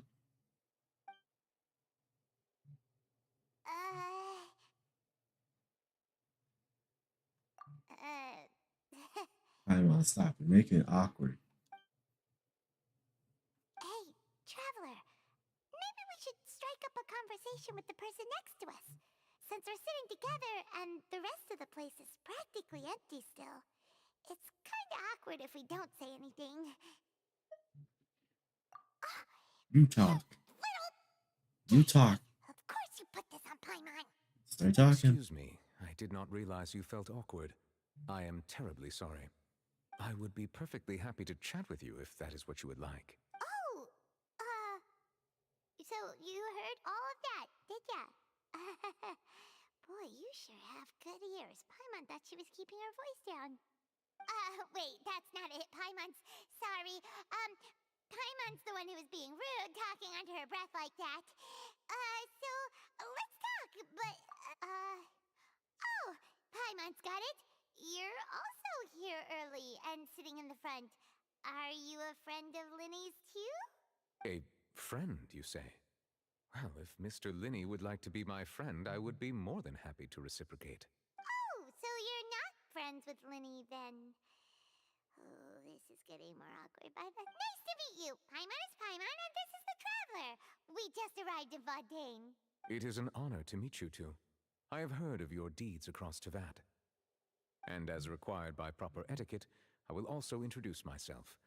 I am... Oh, Monsieur Nervillet. What an honor it is to have you here to see my show. Ah, Mr. Linney. I should say it is in fact an honor for me to see your performance in person. Wait, Nervillet? Could he be... I saw you all chatting just now, but it seems you still don't know who Monsieur Nervillet is. Allow me to introduce you to Fontaine's Chief Justice. That seat is always reserved for him. It wouldn't be too much to say that he's the symbol of justice and honesty here in Fontaine. Whoa! Sorry for being so rude just now. Paimon had no idea you were such an important person. No offense taken. Being Chief Justice is merely what I do for work. Nearly every person has their usual reserved seat, so I'm not so special, really. And by the way, I should probably let you know, even though I would prefer not to, there's someone sitting up there in the VIP seats that has been striking a pose for quite a while now. I believe she is trying to give you a most elegant and impressive first impression. So I think you should take notice of her sooner rather than later. Otherwise, she may become flustered. How long have you been up there?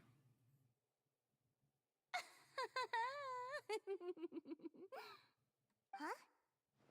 Oh, it's Farina, the Hydro Archon. She sure has a smug and satisfied look on her face. Guess she has no idea that you saw right through her act. Very good. That is for the best. No need to pay her any more attention. We may now enjoy the show. Huh? So is this what things are like between the Chief Justice and the Hydro Archon? All right, please wait just a moment longer. I've pretty much finished my preparations, and the performance will start as soon as the audience has made their way to their seats. Yay! The show's finally about to start! Paimon can hardly wait!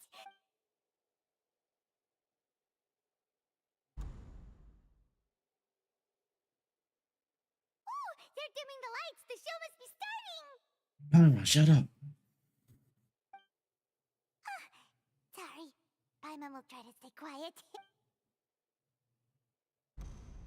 Welcome, one and all, to the Opera Epiclese. I am the star of today's show, Linny. And over here is my sister, Lynette, who will be working as my wonderful assistant. Please, let's give her a warm welcome. Hello, everyone. I know she may seem to be a little sleepy right now, but that's just a sign that she's nervous. Whatever. Now, some of you may be thinking, two vision holders who can freely manipulate elemental powers performing magic is not true magic at all. So, I would like to take a moment to assure you that elemental powers will have nothing to do with what you will witness on the stage today.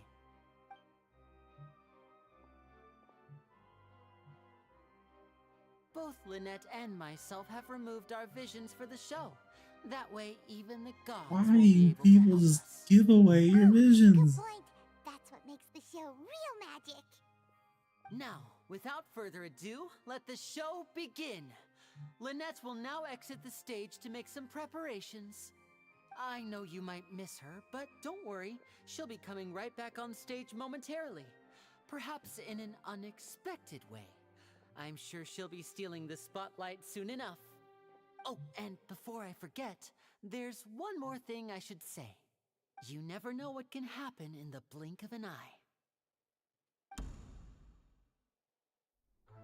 A magician's greatest skill is making things disappear or appear. The possibilities are endless.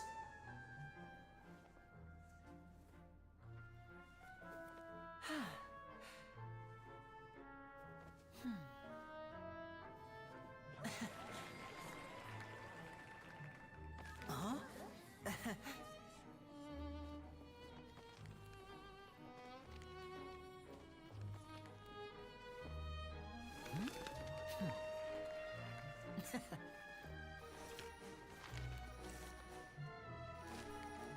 But this isn't what you came for. These little tricks, you've seen them all before. So it's time for something truly extraordinary, don't you think? This one's a little tricky.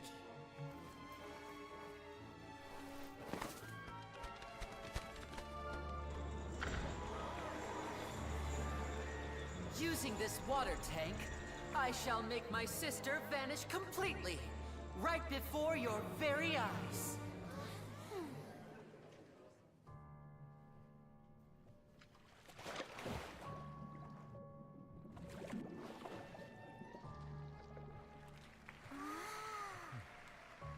It's actually quite simple.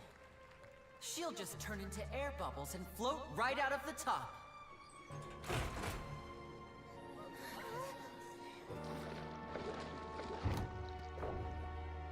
Oh no! I told them to check all the props carefully. With the lid on, even air can't escape.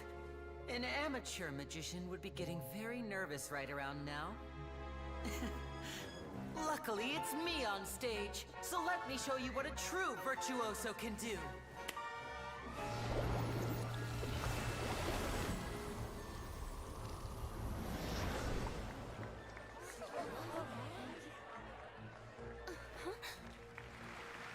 Lynette, are you still there? Don't go too far. We don't want to use up all our magic. Hi, I'm back. Uh-huh.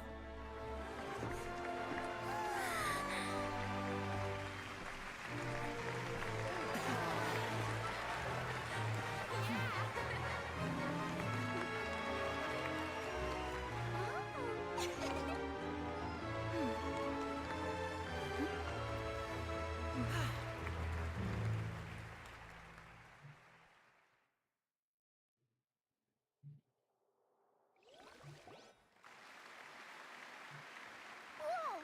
What in the world just happened? How did he do that? Carmen didn't see him do anything. Wasn't Lynette inside the water tank? How did she disappear and then reappear out of nowhere? If we Chill, could see easily Paimon, through his chill. tricks, then that would mean that his skills are still lacking. To appreciate magic, you should focus on the show happening on stage, rather than getting caught up in trying to see that which has been intentionally hidden. Guess you're right. Paimon couldn't believe her eyes when Lynette reappeared. Amazing! Thank you everyone. I'm glad you enjoyed that performance. But our magical journey has only just begun. I've prepared even more astonishing surprises for everyone here. The magic of transformation and disappearance can go far beyond what you've just seen. I'm sure many of you are thinking that escaping the water tank was impressive enough. But Lynette is still my assistant after all, in which case, I have ample time to make all necessary preparations. So, for my next trick, I will require the participation of one lucky audience member. Please, if my assistants could bring out the magical boxes now. There are 2 boxes and only 2 boxes. One is here, and one is there in the aisle among the audience. I'm sure many of our clever audience members have already guessed our next magic trick. A swap! Our lucky audience member and I will each enter a magic box. After 1 minute, we will each emerge from the opposite box. Now please, everyone pay very close attention to the box you see here. Wow! How's he gonna do this? Hey, do you think this is all magic tricks, or does Lenny have actual superpowers?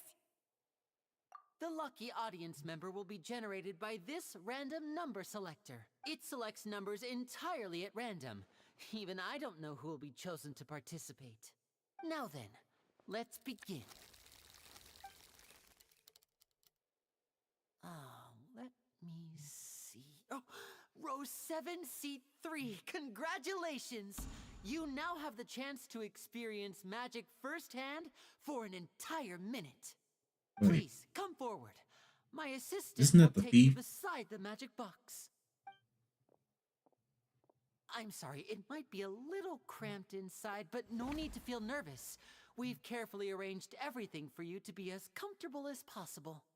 You don't need to do anything, but no matter what strange things may happen, don't come out of the box. If the magic is interrupted, who knows where you might end up. Oh, okay.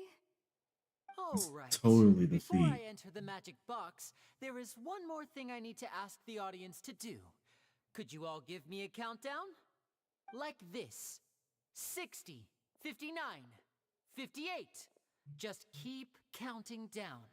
I won't be able to see anything in the pitch black box, so I'll be relying on your voices to know when time is up.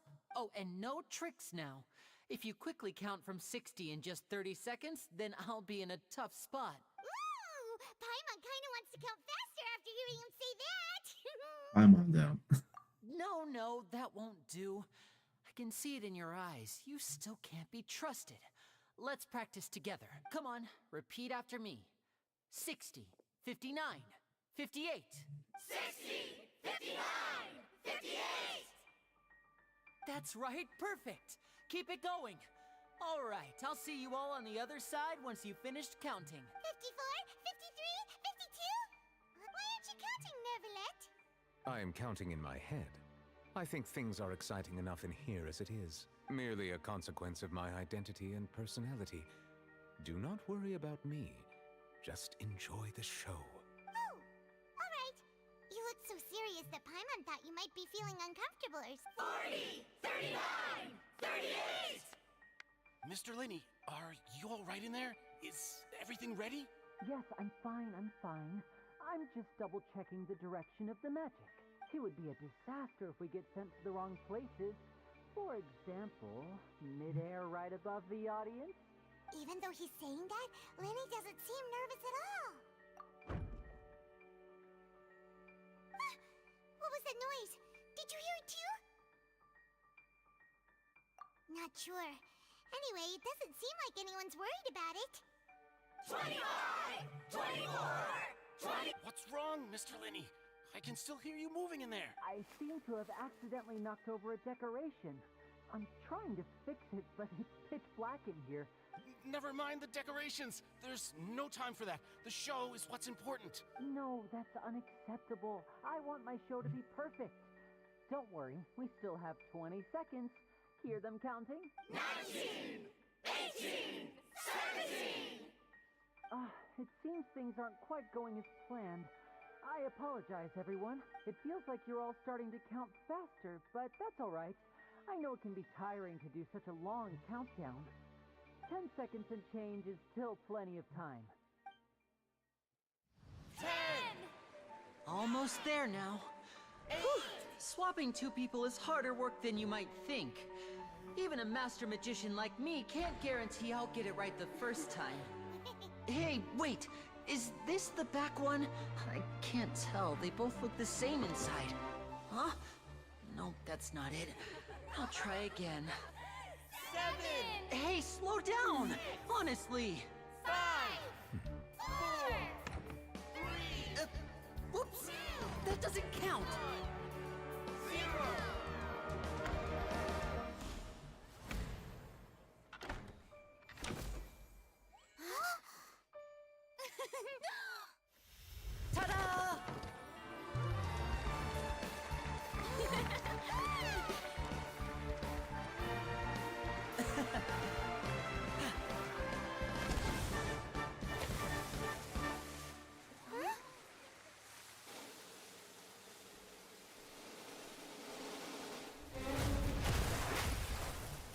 Uh,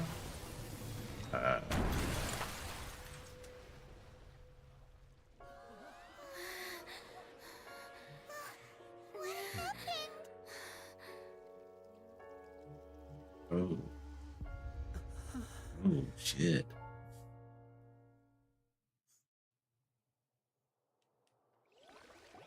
That man's dead.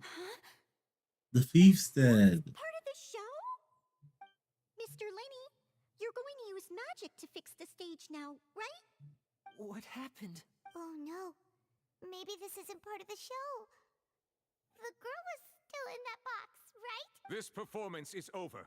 Medical staff with me. Guards, secure the scene and detain all the performers. Seal the exits. No one is allowed in or out at this time. Yes, that's right. If this was just an accident, then we must investigate the cause. But if this was all part of some scheme, then those accountable will not escape the judgment of the God of Justice. No need to be alarmed, you two. We'll get to the bottom of this soon.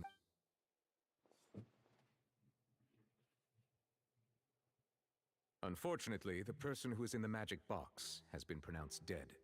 His name was Cowell, one of the assistants in Linny's magic troupe. Apparently, the fireworks on stage ignited the ropes that were suspending the water tank, which then caused the tank to fall onto the stage.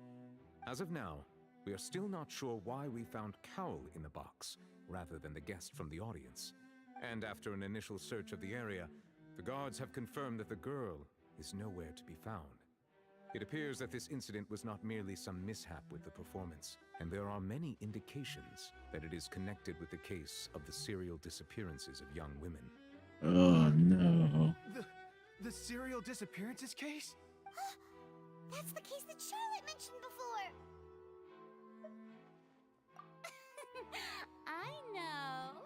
I know the truth. I can see through the whole thing. Really, using such a shallow and obvious mystery as his finale. Did he really underestimate us that badly? I say that our powerful magician, Mr. Linny, is now the prime suspect for the serial disappearances case. Huh? Why me? This whole thing was an accident. Oh, this all occurred during your magic show, did it not? The missing girl disappeared after being chosen, did she not? The deceased is one of your assistants, is he not? Now that I think about it, that whole speech about magicians making things disappear was nothing more than a provocation, a bald-faced challenge. That can't be right. How can Linny do this? He was in the box on the stage the entire time. We can even hear his voice. Besides, before the show, he told us that he would like to catch the criminal behind the disappearances. He couldn't possibly mean catching himself.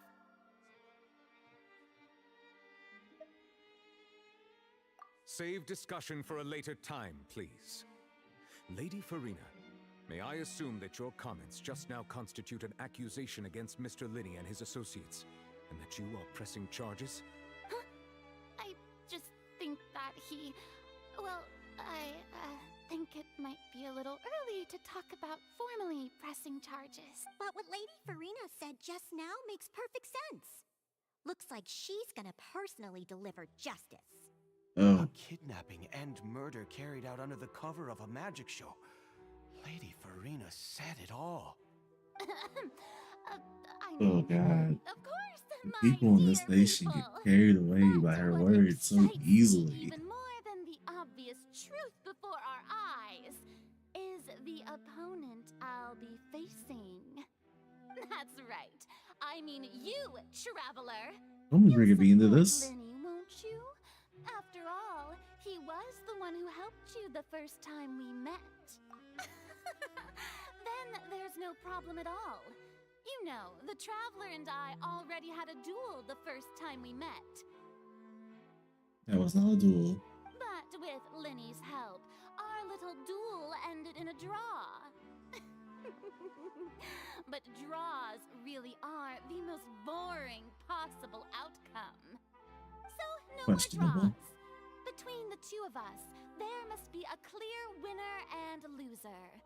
And what better place to hold such a riveting showdown and decide the true victor than here, on the grandest of stages, the Opera Epiclese.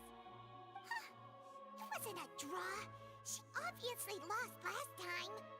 I understand. Charges have now been pressed, and as such, a trial is in order. Well, traveler, seems Lady Farina has set you in her sights. But putting her dramatic rhetoric aside for a moment, I would like to ask you, are you willing to act as Mr. Linney's attorney and defend him in this case? Very well. Okay, I got a The trial will be choice. held a day from now in the Opera House. Both sides may investigate the scene to build their cases and search for the truth.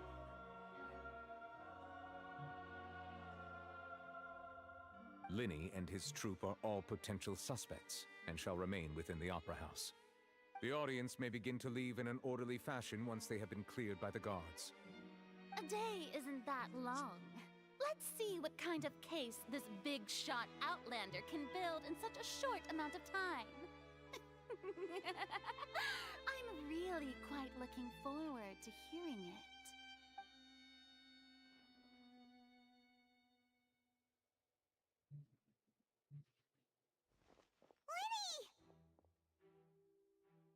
Sorry about everything that happened just now.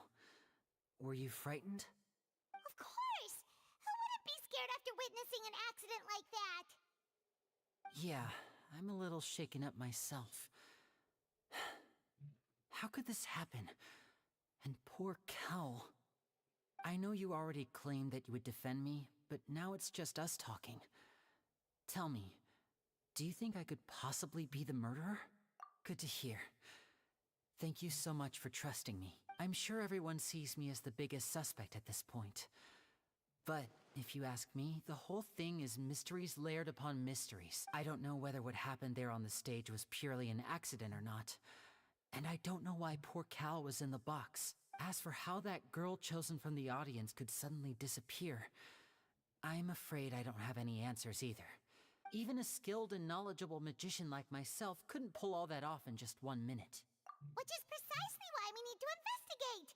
As this book says, the impossible could not have happened. Whatever happened must have been that which is I possible. don't know where you got that Paimon, but shut up. Paimon bought them when we were reading at the bookshop in the city earlier. Pretty cool, huh? No. Don't worry, Paimon used her own savings to buy them. It wasn't from our travel funds. I think they look cute on you, Paimon. You have good taste, Lynette. That's the right attitude. Feeling depressed isn't going to help me now. I need to get back to my normal self. But with the guards watching our every move, it's going to be especially difficult for Lynette and I to prove our own innocence. Good thing you agreed to be our attorneys. Thanks for that. Yes, thank you so much. Yeah, just leave it to us. Oh, since we're going to start investigating, Paimon has a question first. Where did Lynette go during the performance? Ah, well, I'm afraid that would involve some of our essential trade secrets. The secrets behind our magic are past saving, Linny. I suppose you're right. The truth behind our tricks is going to be important evidence that will be weighted during the trial. 'Tis truly a pity. As a magician, our magic show is a work of art. We've poured countless hours and spared no effort in perfecting it. But if revealing our secrets will help you uncover the truth behind what happened, then it will be well worth it. We should go somewhere else if we're going to discuss our magic tricks. We'll go speak with the guards, and in the meantime, you can go investigate the stage and the seating area. Alright, let's go have a look while the investigation teams are still here. Detective Paimon is on the case! No Paimon. Hello, officer. How's the investigation going? I see. You must be the traveler that Lady Farina mentioned. Listen, I'll be perfectly honest with you. I'd avoid getting mixed up in this whirlpool of a mess if I were you. Huh? What do you mean? Come with me and you'll see. The deceased is one of Linny's assistants named Cal. Even though he hadn't joined the troop long, he was hardworking and everyone generally liked him. The assistants are usually in charge of setting up and inspecting the props. As you probably saw when you were in the audience, the water tank suddenly fell and smashed the box with Cowl inside it. This is the real mystery. We've already searched the scene and were unable to find any traces of the girl. However, if you look carefully, the box was positioned directly under the water tank. The ropes holding the tank were then burned by the pyrotechnics on stage. All these factors lining up so perfectly makes it hard to see this as a mere accident. If anything, the more logical explanation is that the whole incident was intentionally planned, and Linny is the most likely person to have access to all these areas. But he doesn't have a motive. Are you both good friends of his? Well, you can't say we're good friends, but we've known each other for a little while. So in just a short time, he was not only able to win your trust, but even convince you to act as his attorneys. I know there's no such thing as magic. The real trick of a magician is holding the audience in the palm of their hand. I've seen a lot of cases, and I can tell you that people are the least reliable kind of evidence. Sorry, I tend to be pretty straightforward. Just know that I'm warning you for your own good. Anyway, you may investigate the scene of the crime yourselves if you're curious. Who knows, maybe you'll be able to come up with some new evidence.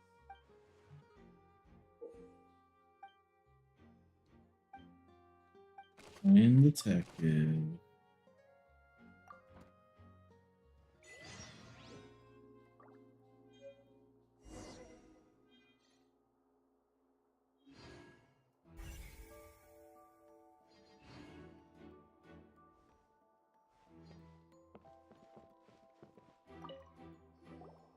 So this is the rope that broke and caused the water tank to fall. The rope looks pretty durable. How can it be burned through so quickly by fireworks? Why are you suddenly so serious, Traveler?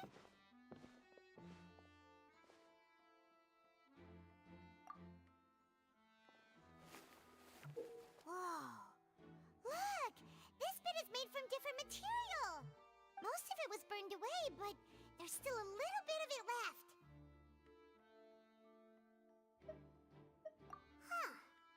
So if a rope meant to hold something was made with that kind of material in it...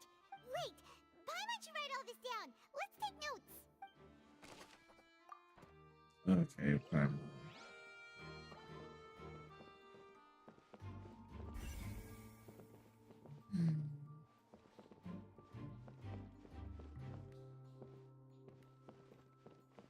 This is good. Hello there. What are you investigating? Oh, this location has also been cordoned off because the Magic Troop members are currently considered prime suspects. The investigation team is still collecting evidence. The seats were all booked in advance, so we were able to deduce the missing woman's identity by checking the guest list. Sure, it's not like this is confidential information. We will publish it later anyway when we... Her name is Halsey. She's a painter from Fontaine who's made a bit of a name for herself. Apparently, she wasn't a regular at the Opera House, but she'd been feeling some pressure with her work lately, which made her decide to come see the magic show. The Magic Troop members all claim not to know her. We have looked into her social connections. It seems that she has no personal grievances or conflicts of interest with the suspects. Simply put, she wasn't related to the Magic Troop at all, which matches the features of the previous serial disappearances. Were the victims of previous cases also chosen at random? That's how it seems to us, in any case. Apart from the fact that they were all young women of around the same age range, there really weren't any other connections between them. Okay then. If only. If I was a character in Genshin, No though. need to be so formal. If you do happen to see the missing girl, it is of utmost importance that we get to the bottom of these disappearances.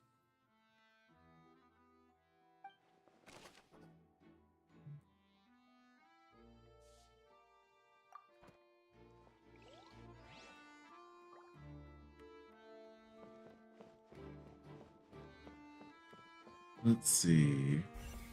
Where next? See how flimsy this is. I guess it doesn't matter. This thing looks heavy as hell.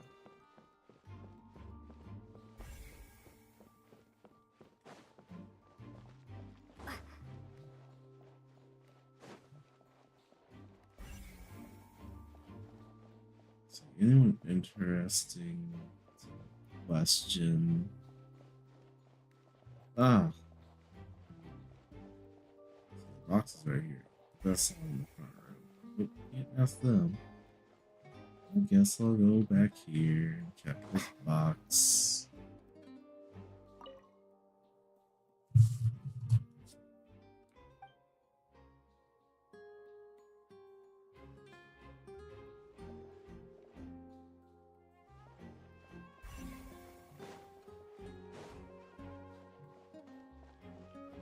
Lenny's still talking to the guards. It seems he'll have a lot of explaining to do. I think someone will be assigned to monitor us later, but that's alright.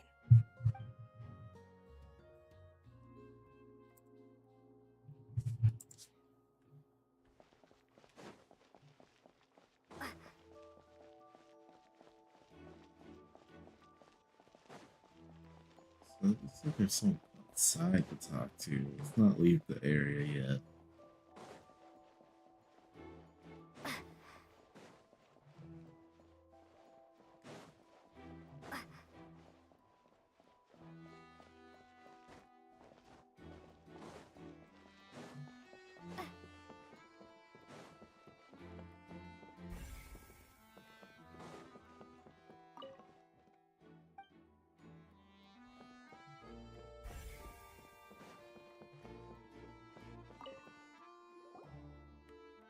The investigation team has some new findings.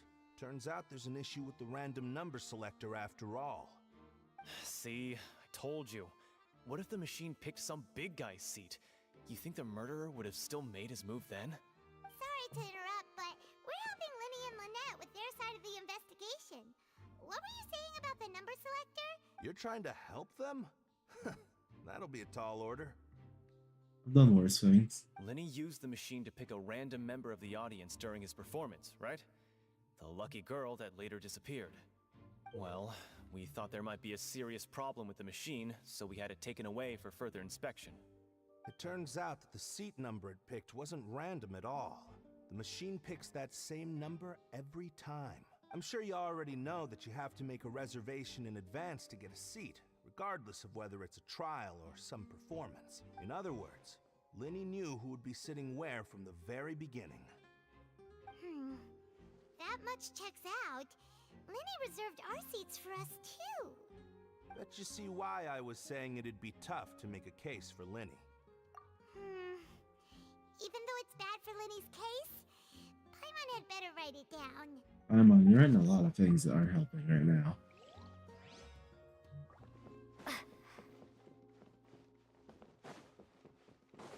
Let's see if we can check where the seat was.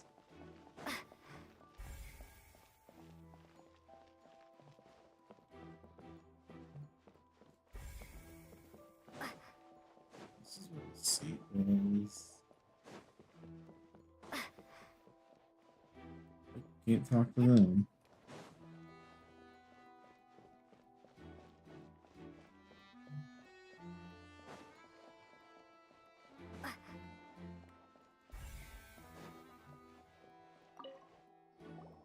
I see that you're investigating the area. Well, it just so happens that I'm interested too. If you find any new and interesting leads, be sure to share them with me, all right? I'll think about it. Then why don't I tell you my hypothesis first? The way I... The thud? Oh, you mean the sound that happened during the countdown? Yes, exactly. It wasn't terribly loud, but I suspect that most people heard it. It's just that everyone was awaiting the results of Linny's trick with bated breath, so no one paid it much mind. But now that the incident has happened, the thud has become an important clue. That makes sense. So, what do you make of it? I'm of the opinion that it may have been the sound of Linny's accomplice, Lynette perhaps, jumping atop the water tank or something like that. and when the pyrotechnics went off, she cut the rope, sending the water tank crashing down. But wasn't the noise we heard too loud for that? Perhaps the balance wasn't right, leading to a particularly rough landing. Oh, that's true. I suppose I must reconsider. That does remind Paimon, though. What was with that sound? Alright, now we're getting somewhere.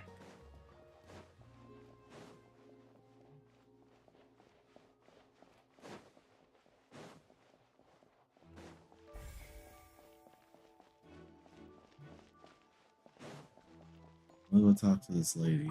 Lenny's still talking to the guard. I think someone will be.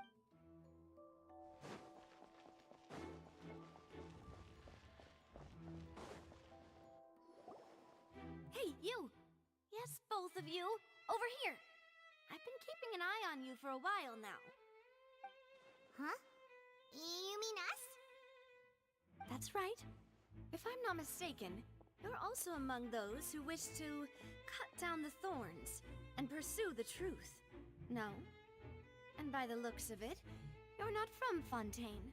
Well, you're right on the more about that one, but who are you?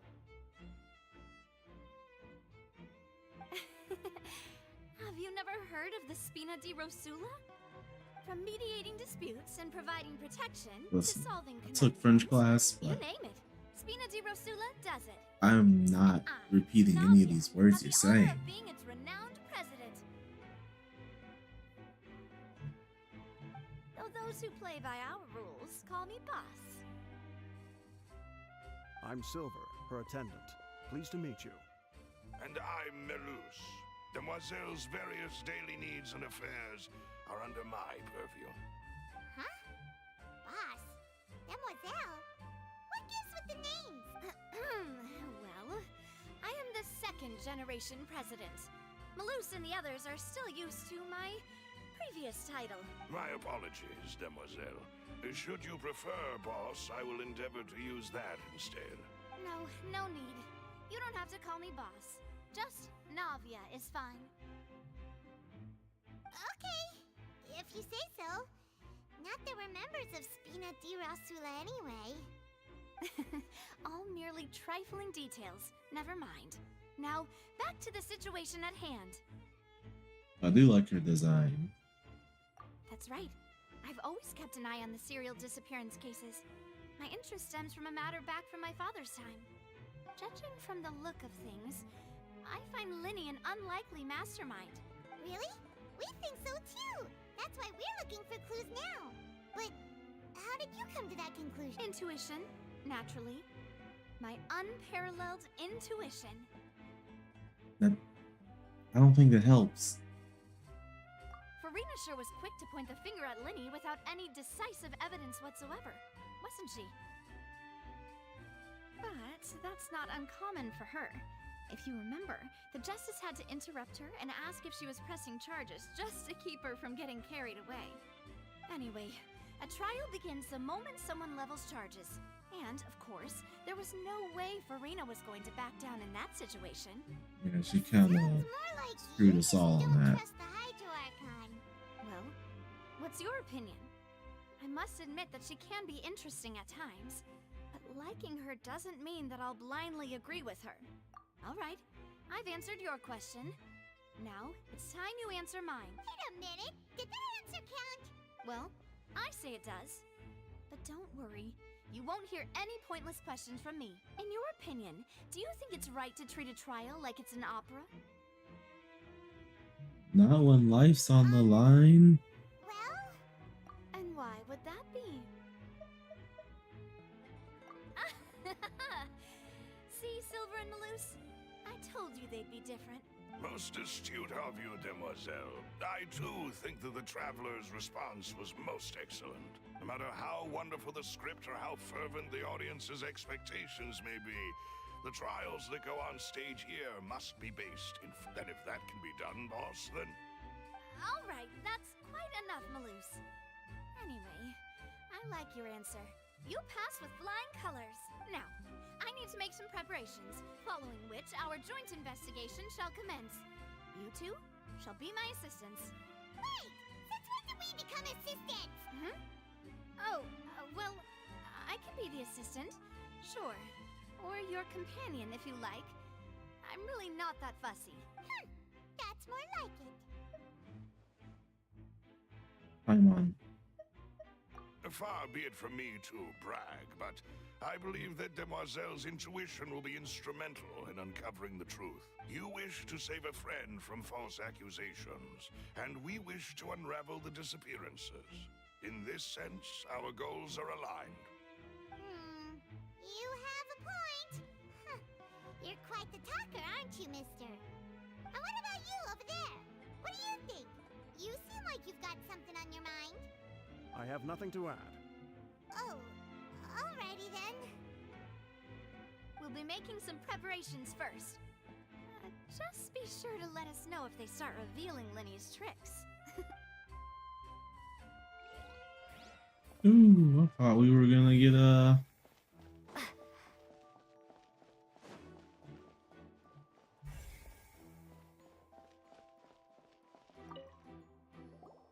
Sorry, but no one can freely enter or exit the Opera House at the moment. If you wish to leave, you must register your identity with us first. No, we're not leaving. We're representing Linny and Lynette as attorneys, so were you always guarding this entrance? Yes. After the Chief Justice gave the order, everyone coming in or out must undergo a strict inspection. So, the missing girl couldn't have left from here. At least, not from that point on. I doubt there was much opportunity then, either. How can you be so sure? I don't know. Well, because I was in charge of security near the entrance at that time. I couldn't see Linny's performance from here, which was quite a shame. Just my luck, but still, I did not abandon my post. And I stayed put no matter how loud the applause was. If someone had so much as even approached the door, I would have noticed it. We Melazines are good at that sort of thing, you know. So, it's safe to say the girl couldn't have left through here. Alright, thank you for your help. This'll be Didn't useful leave info. out the door.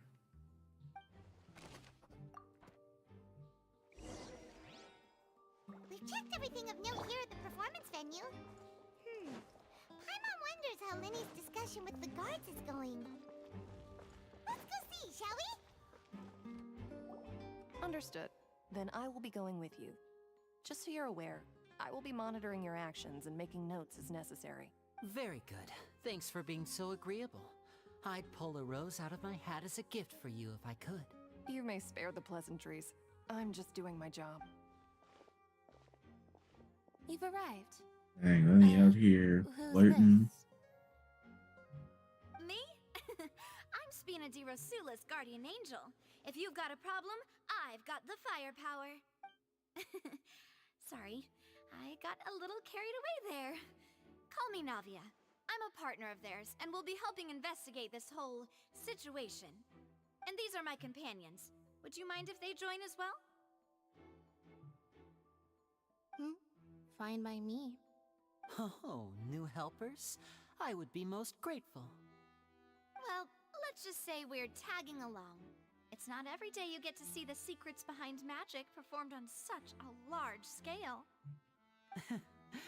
I appreciate your kind interest. Come with me. We'll be heading below stage. Huh?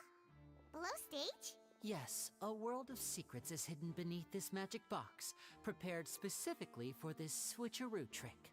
But before I reveal everything, you should have a look first. Notice anything strange here?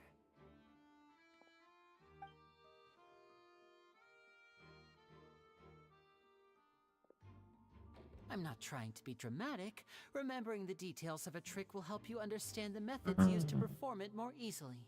There's no balloons. Weren't there balloons and other decorations here? Ah, good eye.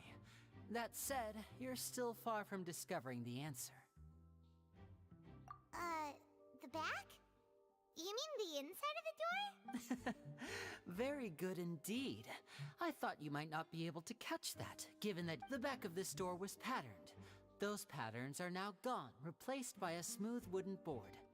So, if you put 2 and 2 together, what do you get? Exactly. All right, let's go. I'll tell you how it works as we head down. Oh, so there was a passageway under the magic box! I knew you'd figure out most of it as soon as you saw this place. The 2 magic boxes are positioned right above the 2 entrances of the tunnel. See this flatbed trolley? The box with the lucky audience member in it would be shuttled over to the other side using the trolley. This trolley can raise and lower and even rotate, ensuring that the box will face in the right direction. I see. So that's the purpose of the box inside another box. Precisely. The inner box would descend after the audience member was put inside and be moved along the trolley, all while the outer box would remain on stage as if nothing had ever changed. So that's how you did it! Once the box was lowered, the trolley would store some energy through this device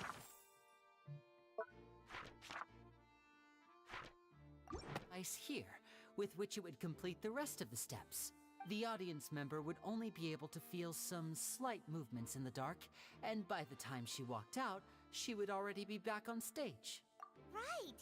You were talking that whole time, and you even came out for a moment near the end! Ah, yes. A phonograph operated by Lynette was used to achieve that effect. My assistant and I had already scripted our conversation beforehand. When the countdown began, I had already gone to the opposite box via a tunnel using that ladder. And what about Lynette? Where was she? I was in the mezzanine space in the back of the box. Oh, interesting! That's how we were able to coordinate Linny's lines with the assistant. And, by the way, I was the one who walked out of the box at the end. I mean, we are twins. All it takes is a change of clothes and no one can tell who's who. And that's my favorite part of this trick. Only Lynette and I can perform it. So that's how it all worked! Wow! Every detail you revealed was more amazing than the last! Kind of want to double check to see if there's any differences. Lynette would briefly walk out of the box and then go back in, jumping into the tunnel and escaping before the box on the trolley could finish ascending. And then I walk out of the other box in the audience area, and the trick would be complete. But as you saw, Cal was in the box, not our audience member.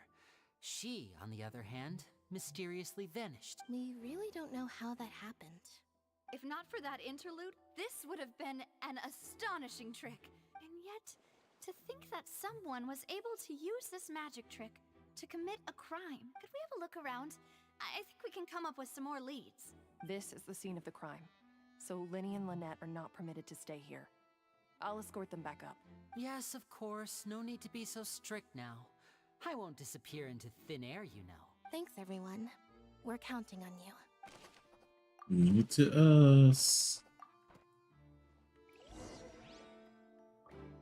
Alright, let's see.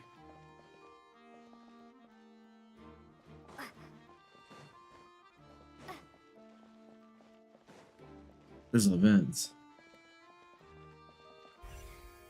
There's an event. What is this place? It seems someone could fit through here. Huh. Could this have been the suspect's escape route? Alone, perhaps. But if they had to pull another person with them, the space would be too narrow. But there are no other ways in or out of here. Oh, you're right! Let Paimon write that down.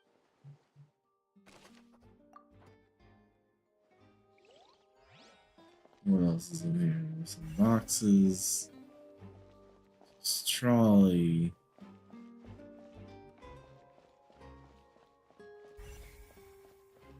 There's broken shit.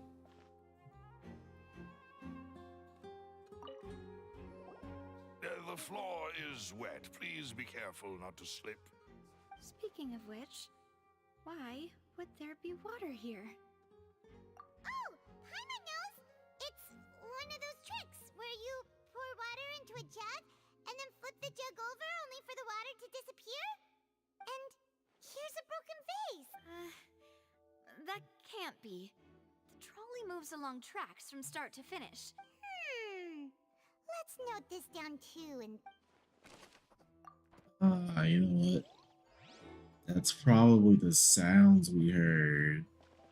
I think someone broke this.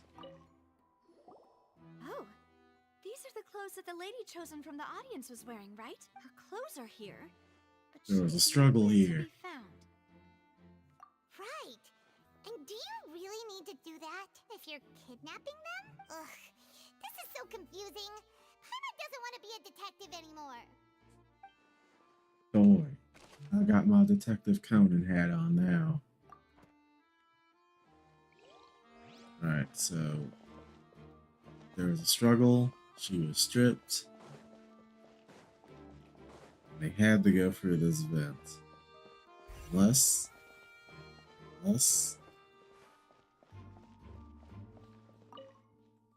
the tracks. We already talked about tracks. We already talked about this.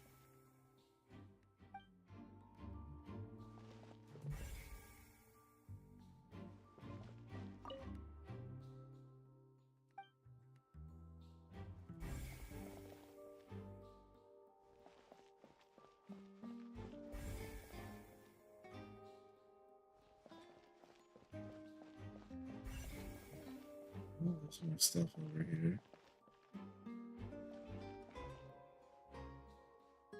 Ah.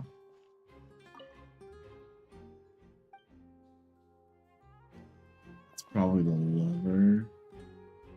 Bring down the box.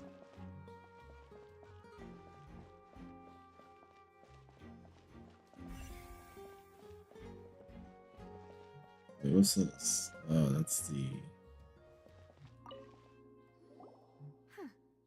What's this? Looks like a hook tied to the end of a rope. Huh? There's all kinds of odds and ends here. Perhaps it was a prop for a different trick. Whatever it is, let's make a note of it first. What could the hook be for? Seems we're just about done investigating down here. Yes, let's head back up.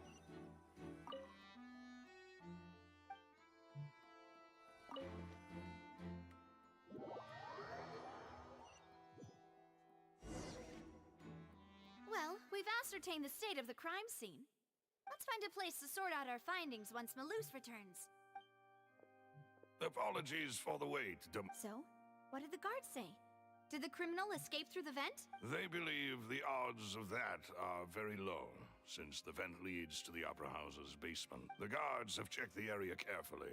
No one left through the basement during the performance or after the incident, and no one was found hiding there. So the tunnels become like a secret chamber then. You know, like the kind you usually see in novels.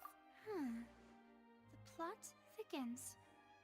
Halsey's disappearance and Cowell's death are both quite inexplicable. No wonder Farina was so confident in her accusation. In other words, the charges are very likely to be upheld unless we make some considerable progress. Charges and then trial. So if the charges are upheld, they'll announce a sentence? That's right. We This have is a how a trial goes in the decent Opera House. alibi. In the proceedings, the Chief Justice and the Oratrice will hear statements from both sides.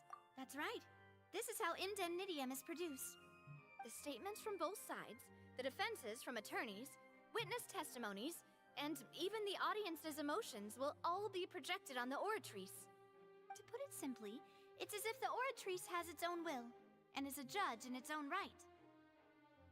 This also precludes any kind of favoritism on the part of the Chief Justice. And not that this has ever happened anyway.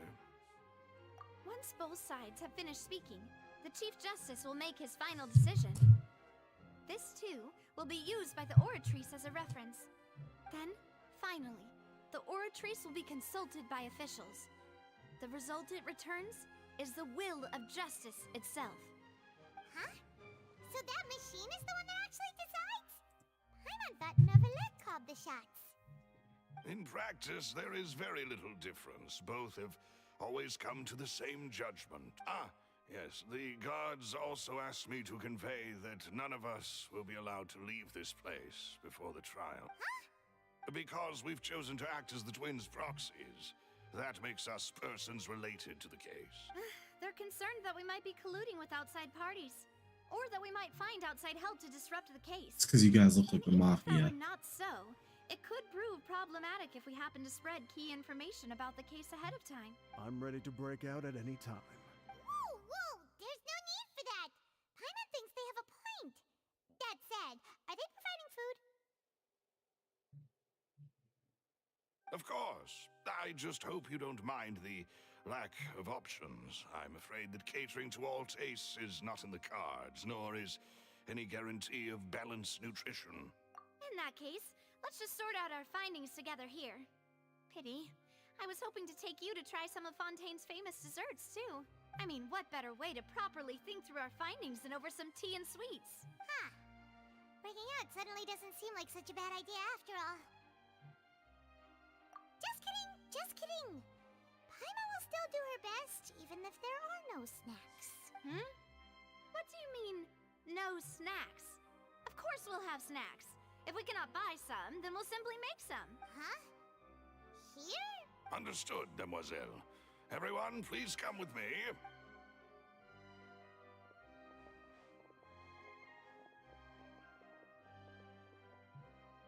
Wait, you're carrying a portable stove with you? Yes, I must be prepared to meet the demoiselle's baking needs whenever the fancy strikes her. I have eggs, sugar, and almonds at the ready. Good work, you two. Then I'll get to it. These three are quite the interesting group.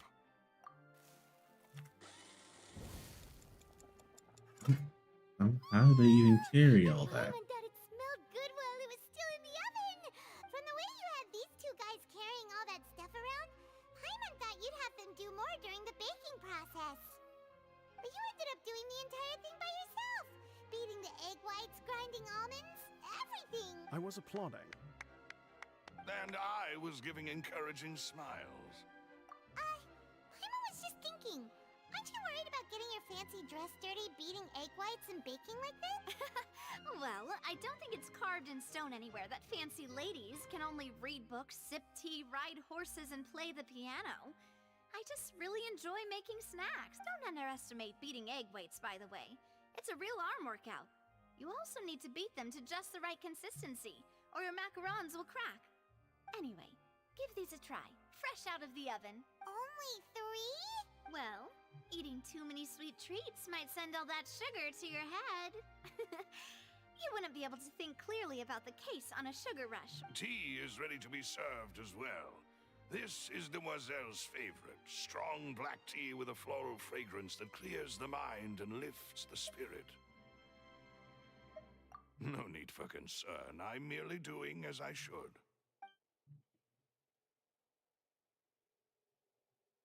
All right then.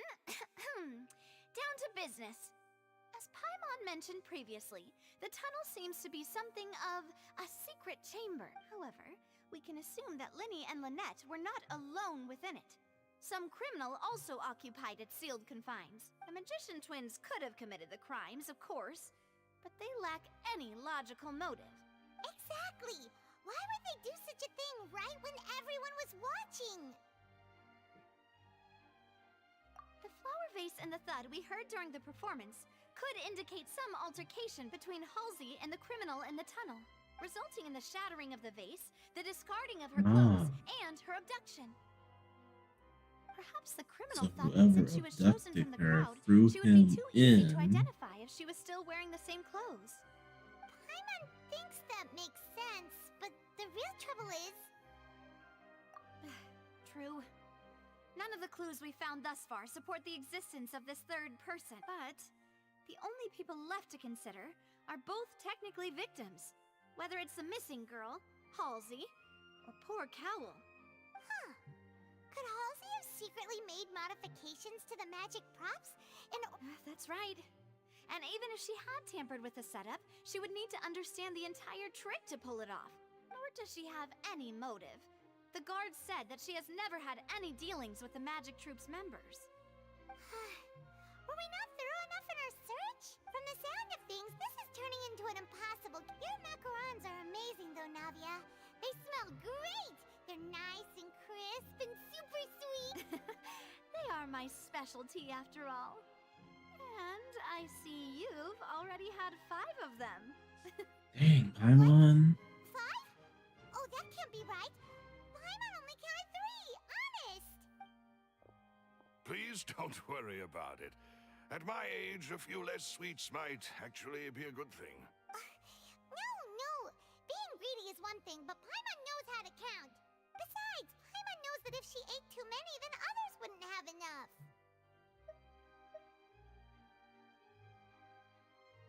Wait, even you don't believe Paimon? Paimon, you're like a black hole. You! If Paimon ate those 2 extra macarons, then may they turn into stone in her stomach! All right, we get it. Well, I suppose one of us might have gotten too engrossed in our chat and eaten them by mistake. Malus, set up the stove again if you would. Huh? What are you doing? Making sure everyone gets 3 macarons, of course. Exactly. We don't want to trouble you. As you wish, Demo... And I have the egg, sugar, and almonds. Well, this really is your hobby, huh?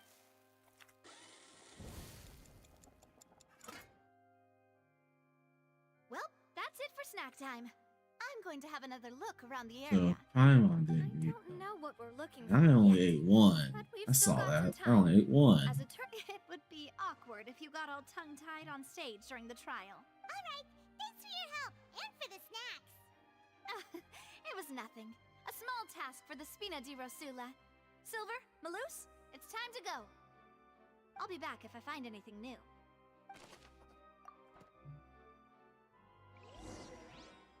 All right, it's time to put our heads together. We've got to get our defense ready for the trial.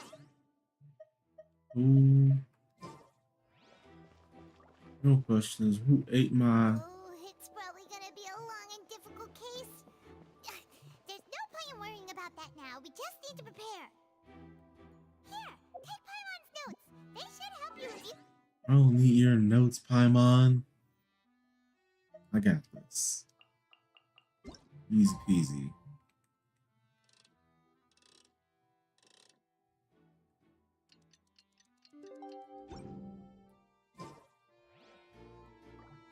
Oh, the following day. I always forget, like, the following day.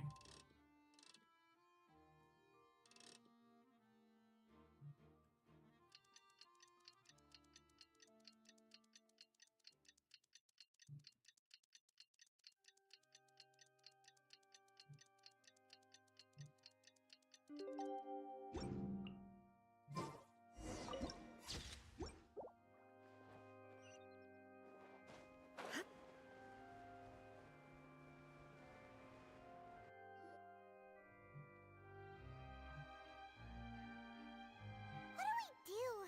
The whole situation is so confusing. Good plan. Impossible things don't just happen. We'll get to the truth one way or another. Just relax. Even if everyone else suspects Lenny and Lynette, at least we will be supporting them from the stands. Besides, I doubt Farina understands any more about what happened than we do. Thanks, Navia.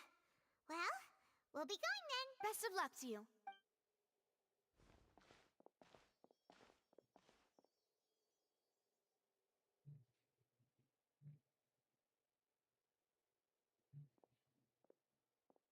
Ah, finally, you're back.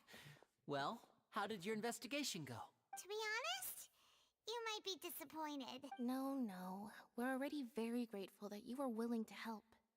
I'm literally missing one piece to the puzzle. Disappointed. Don't tell me that your investigation came up empty-handed. That was to be expected, of course. The guilty can never produce proof of their innocence. But don't let that stop you. I shall be terribly disappointed should you, my most anticipated foe, concede so easily. Since both parties are present, I declare that the trial regarding the magic show incident is now in session. Firstly, in order for the audience to understand the causes and results of the incident, could we please have Mr. Linney explain the trick? Yes, of course. I will explain while Lynette demonstrates on stage. All the necessary items have been prepared.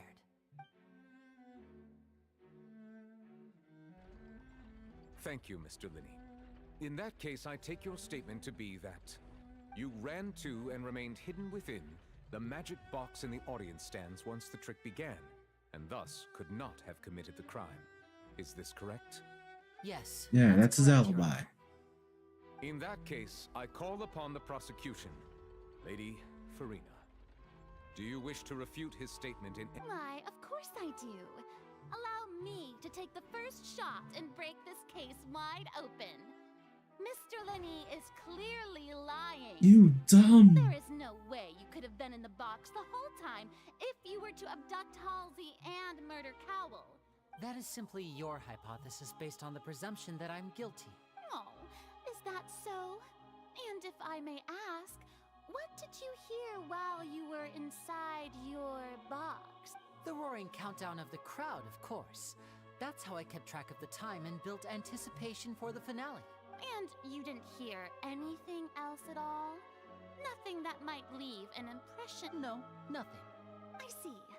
But when the count reached 30 seconds or so, there was a thud. One so loud that I believe practically everyone heard it. Huh? Hey, hang on. Something's not right here. Yeah, I'm sure he could have heard a noise that loud from inside the box. I was right by the box and I definitely heard the thud. Look at those scales. Could those mean... Ah, the scales go towards whoever's winning. If it's the belief of the people, it leans towards who they think is Allow me just. to use the words of the magician himself. You never know what can happen in the blink of an eye. Of course, I have armed myself to do far more than smash your alibi. Confidence cannot go unfounded, and my foundations are rock solid. Tell me, aren't you and Lynette actually from the House of the Hearth? The House of the Hearth? Wait.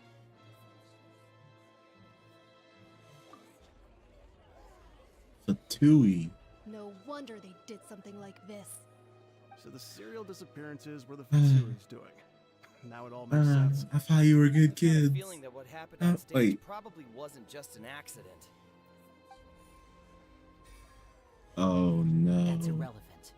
Our identities have nothing to do with what happened. Indeed. Then perhaps you could tell us everything that happened during that 1 minute. Your first priority is to prove yourself innocent after all.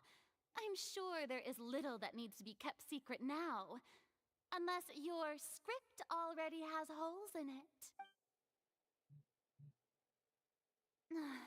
The Outlander is speechless. My, oh my, don't they look flabbergasted? Now comes the infighting and discord, I suppose. This was almost too easy. Oh, good thing I made all those preparations. Seems the all-nighter I pulled last night is really paying off. Hey, Linny, why didn't you tell us this before? Order! Order! Mr. Linney, allow me to reestablish So the conflicted. facts. 'Cause Lady Farina has raised two I do points. not like the Fatui. First, when the thud was heard I do in the not opera like the house, Fatui. you were neither in the box nor the tunnel. Second, you and Ms. Lynette are both members of the House of the Hearth. Are these claims true?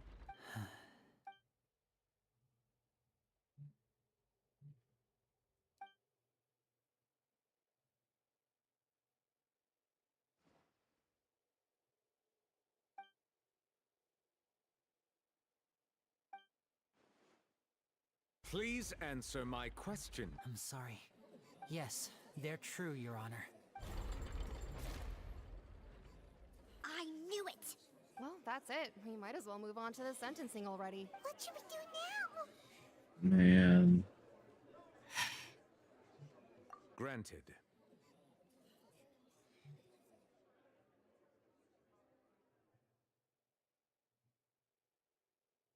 In that case, what is your request?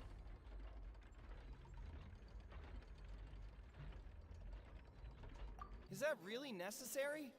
They're already as good as guilty. The defendant deceived their own attorneys. What is there left to discuss? Order! Order, I say! Your request is reasonable, and we shall adjourn. So you would stick to Mr. Linney's defense even after knowing what you do now? You certainly have more professionalism than I thought.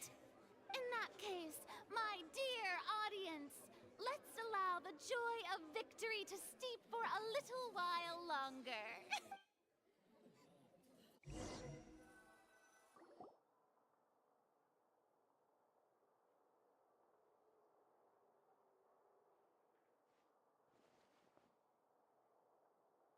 Well, Alright, tell me your this Fatui is story. awkward.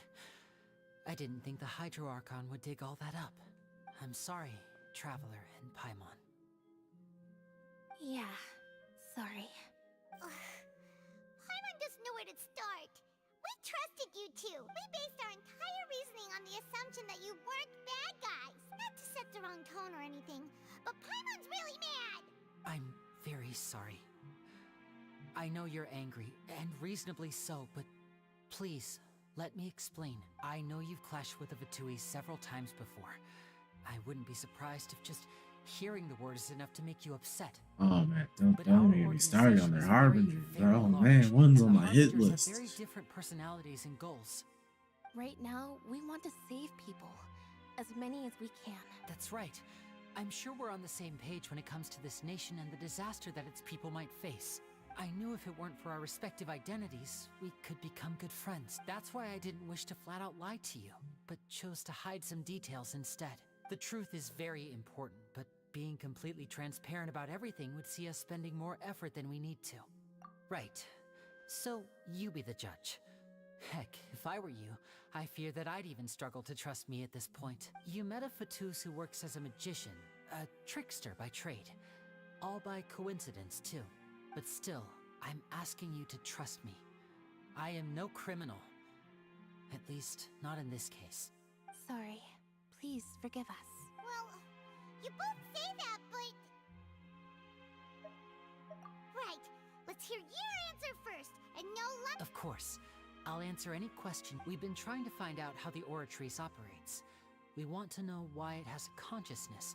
Why can it deliver sentences accurately?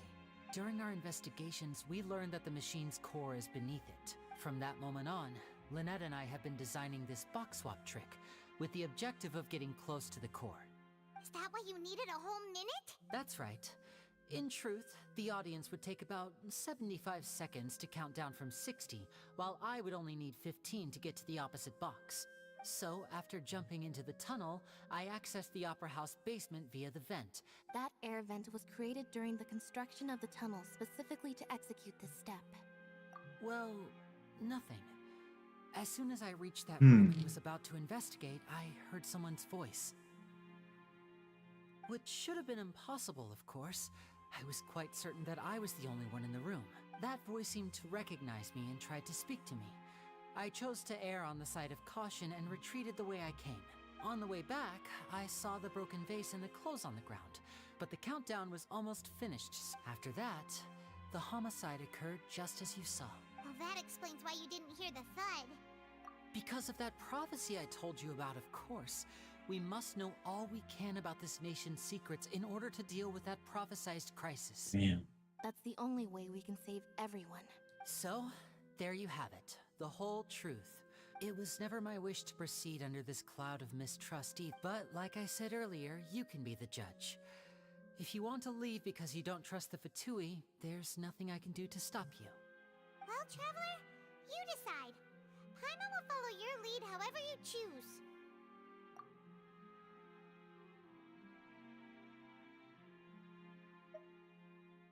Okay, thank you. Thanks for giving us a chance. The current problem is that the scales are tipped pretty badly against you two. If we want to refute the Hydro Archon's accusations, we're gonna need a seriously watertight defense. Huh? Oh, Paimon thinks she gets what you mean.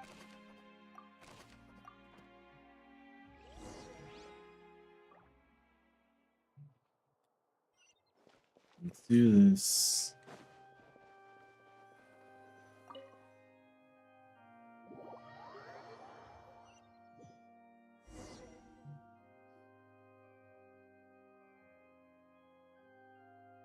Both parties have returned to their positions. Let us continue the trial. When last we left off, Mr. Linney acknowledged the new evidence presented by Lady Farina as fact. Therefore, Lady Farina may continue stating her reconstruction of the events. Ugh, that took long enough. Now then, if everyone would lend me their attention. At this stage, let's revisit that scene from Linney's perspective. What? Oh. Oh gosh. As the countdown began, he entered the tunnel. When the flatbed trolley passed, he opened the box and got into an altercation with Halsey, which caused the loud thud. He did not realize that this sound could be heard by everyone in the opera house, which is why he claimed earlier that he could not hear the sound. Finally, he used the vase to knock her out, before making her change clothes to prevent others from recognizing her.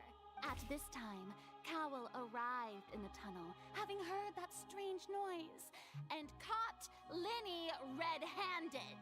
So Linney proceeded to knock him out too before stuffing him into that box.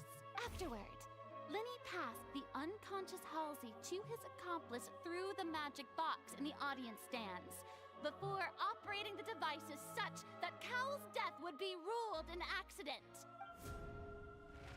And there you have it. That's the truth behind what happened.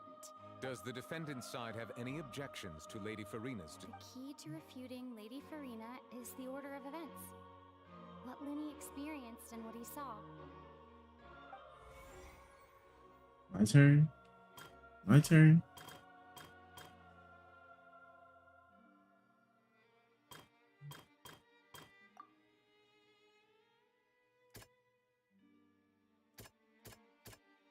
Oh, I have to actually use stuff to...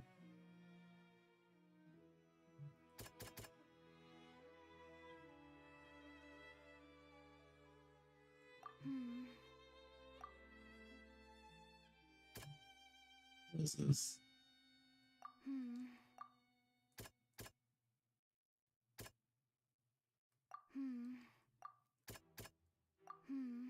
But really?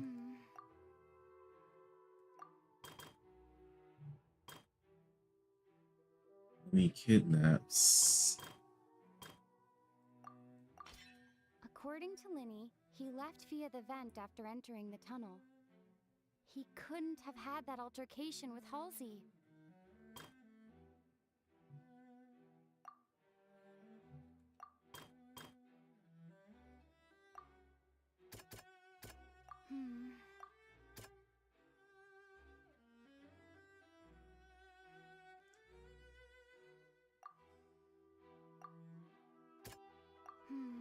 That's not what I'm looking for.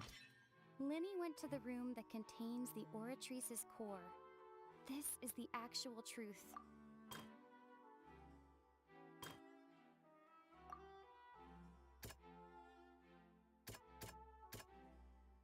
Let's see, so the sounds.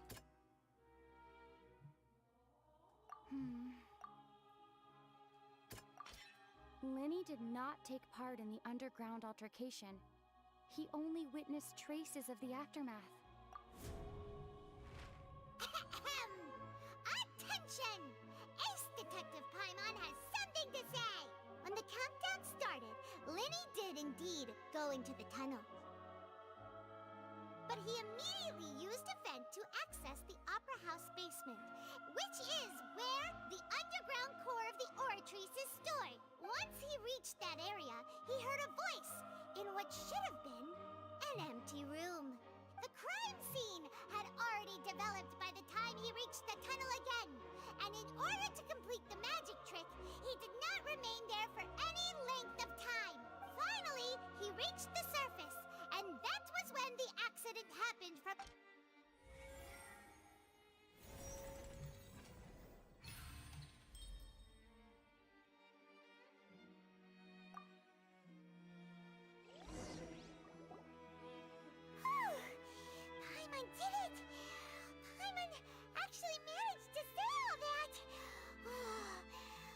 it awesome? In other words, you believe that he knew nothing of the incident? That's right! My reasoning? If that's the case, then if Cowell hadn't entered the tunnel, who was the entire setup meant to kill?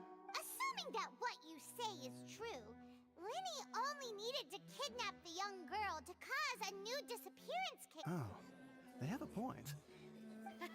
That's right, you tell him! And that's why they're partners of mine. They've managed to turn things around. Oh, well, your denial is very strident, I'll give you that. But what proof do you have to back your claims? Of course I do. If he had been in the magic box the whole time, how could he have not heard that sound? You're saying that he wasn't?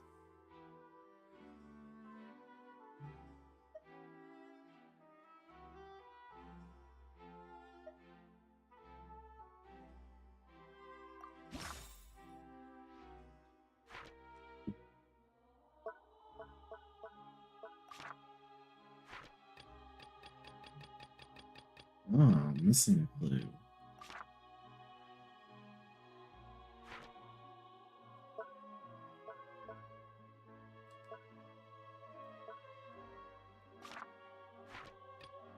Oh, back out of this.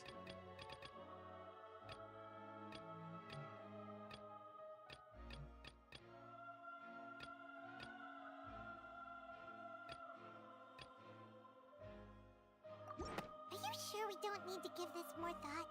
I'm a...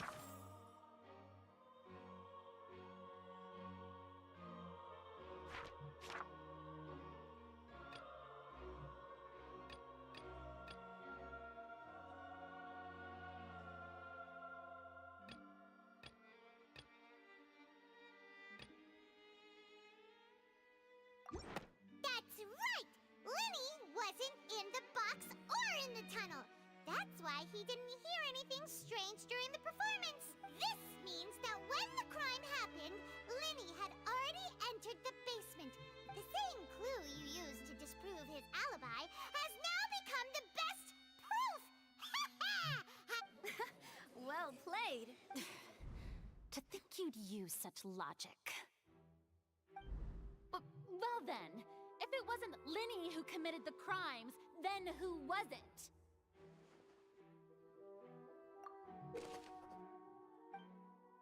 Who is the murderer?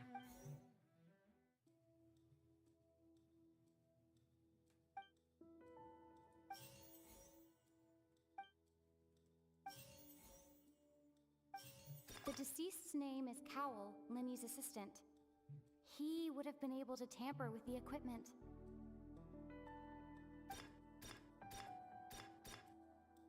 Halsey is the missing person and an ordinary audience member. Or did she have her own scheme all along? Could there have been a third person involved? Is that really a possibility? Someone, whoever stole the macarons, I'm putting it on them. Fine. The deceased's name is Cowell.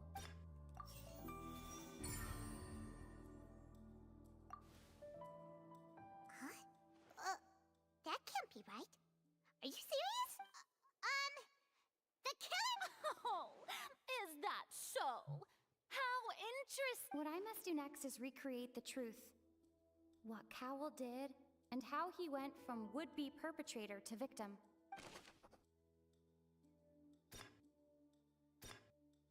No one entered or left the Opera House through its entrances. So, where would the criminal have wanted to take Halsey?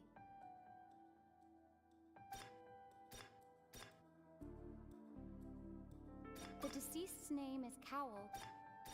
The sound we heard may have come from a clash between the missing Halsey and the... Linny was not in the tunnel at that moment, which gave our criminal ample time. It would have been tough for both people to fit into that vent. Linny was not in the tunnel at that moment.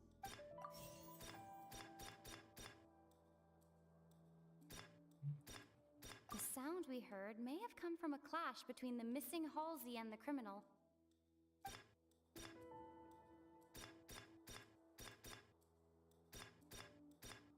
Halsey's clothing was in the tunnel. So, there must have been some fear that she would attract attention.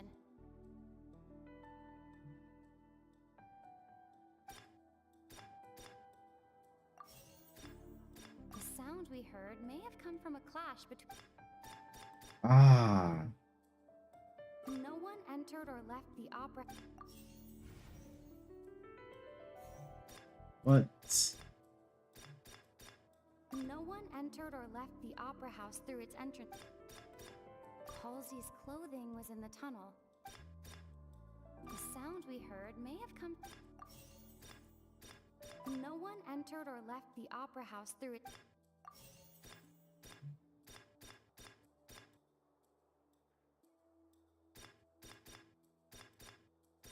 The deceased's name is Cowell, Linny's assistant. He would have been able to tamper with the equipment.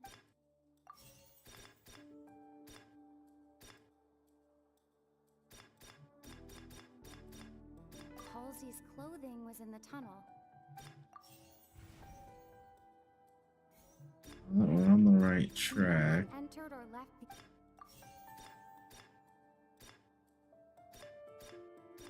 Halsey's clothing was in the tunnel. The sound we heard may have... It would have been tough for both people to fit into that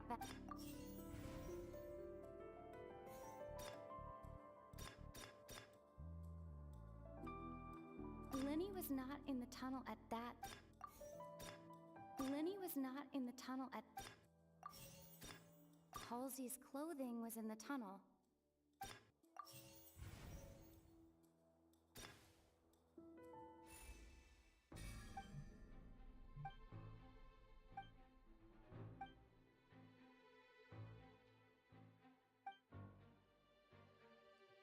What's wrong, Traveler? Are you still having... I see how it is. So this was all just a bluff.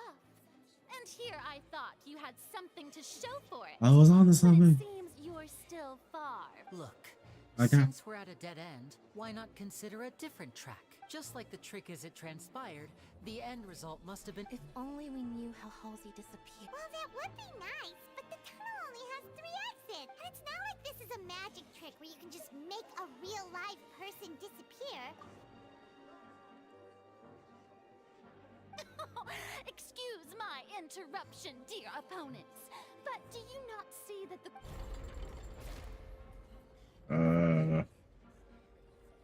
If the defense is unable to make further effective arguments, we will move on to the next stage of the trial.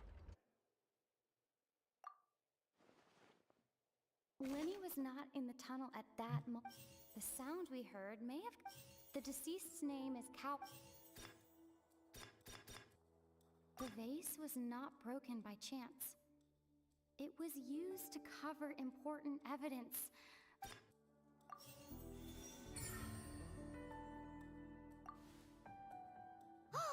Paimon gets it! It all comes together if Halsey disappeared instead of being kidnapped. Lynette escaped from the water tank, vanishing gradually and leaving only clothes behind. If there's a similar method where a person could be transformed into water... Just a moment, please. I do hope you know how preposterous you sound at the moment. How could a person ever be transformed into water? This is reality we're talking about here, not some magic trick.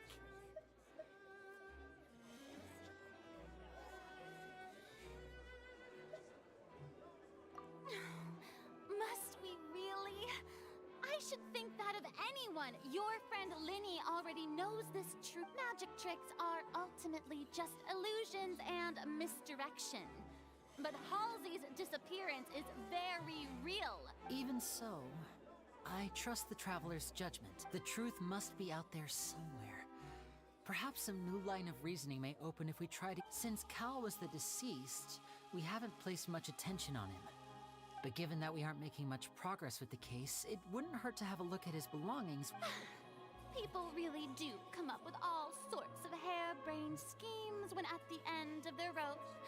The way I see it, your suggestion that we broaden the scope of our investigation is nothing but a tactic for stalling the trial. Nevertheless, I believe that this is a reasonable request on the part of an attorney.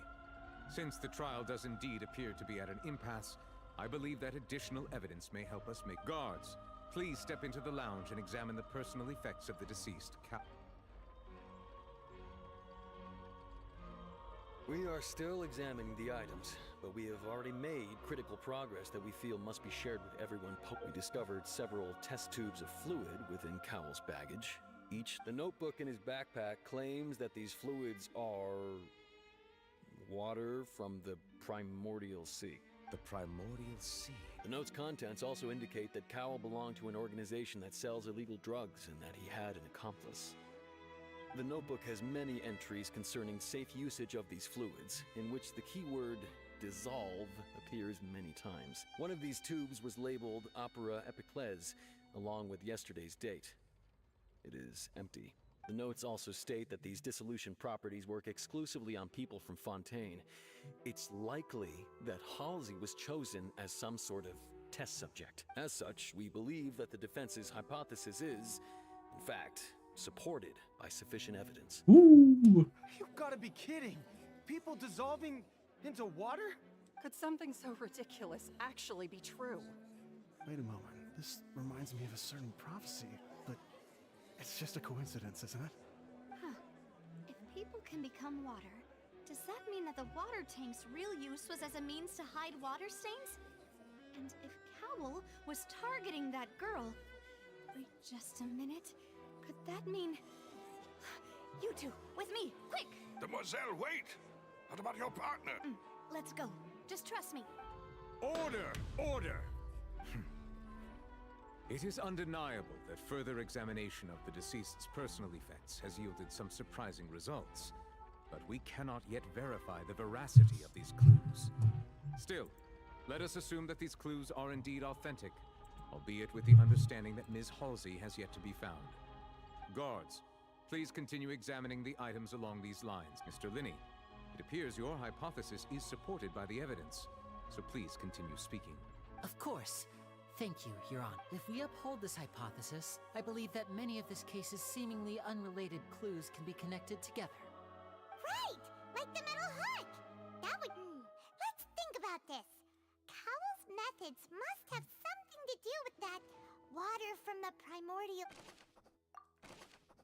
So like... The water from the Primordial Sea should already have been prepped before Halsey entered the magic box.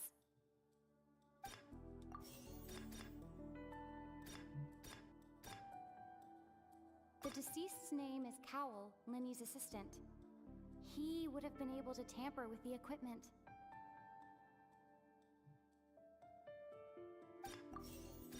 Now it seems like the hook rope was not meant for another magic trick, but was instead some form of triggering mechanism. The rope that strung the water tank up was lit by the fireworks and cut.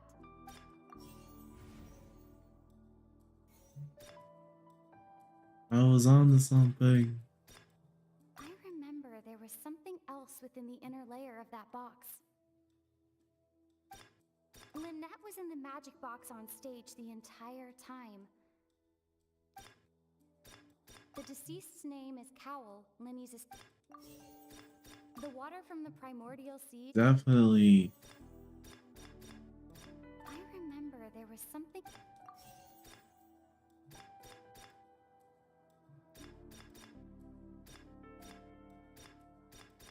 One of these two, I Now think. it seems like the hook rope...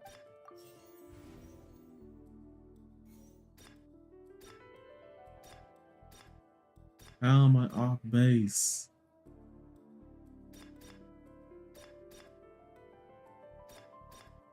The rope that strung the water tank up... The water from the Primordial Sea... I remember there was something else... Lynette was in the magic box...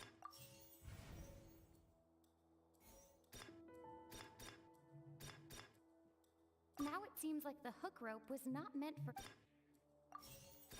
I remember there was something...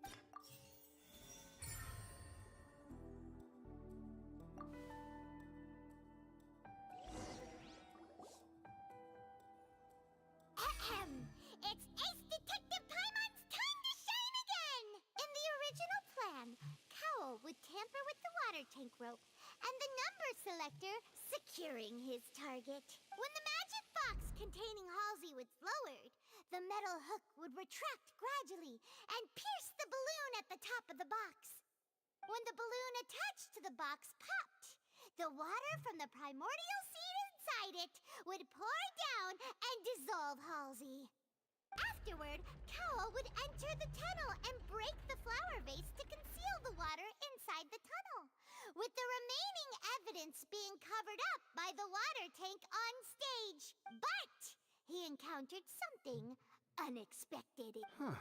That does make sense. That actually links together a lot of the more confusing pieces of evidence.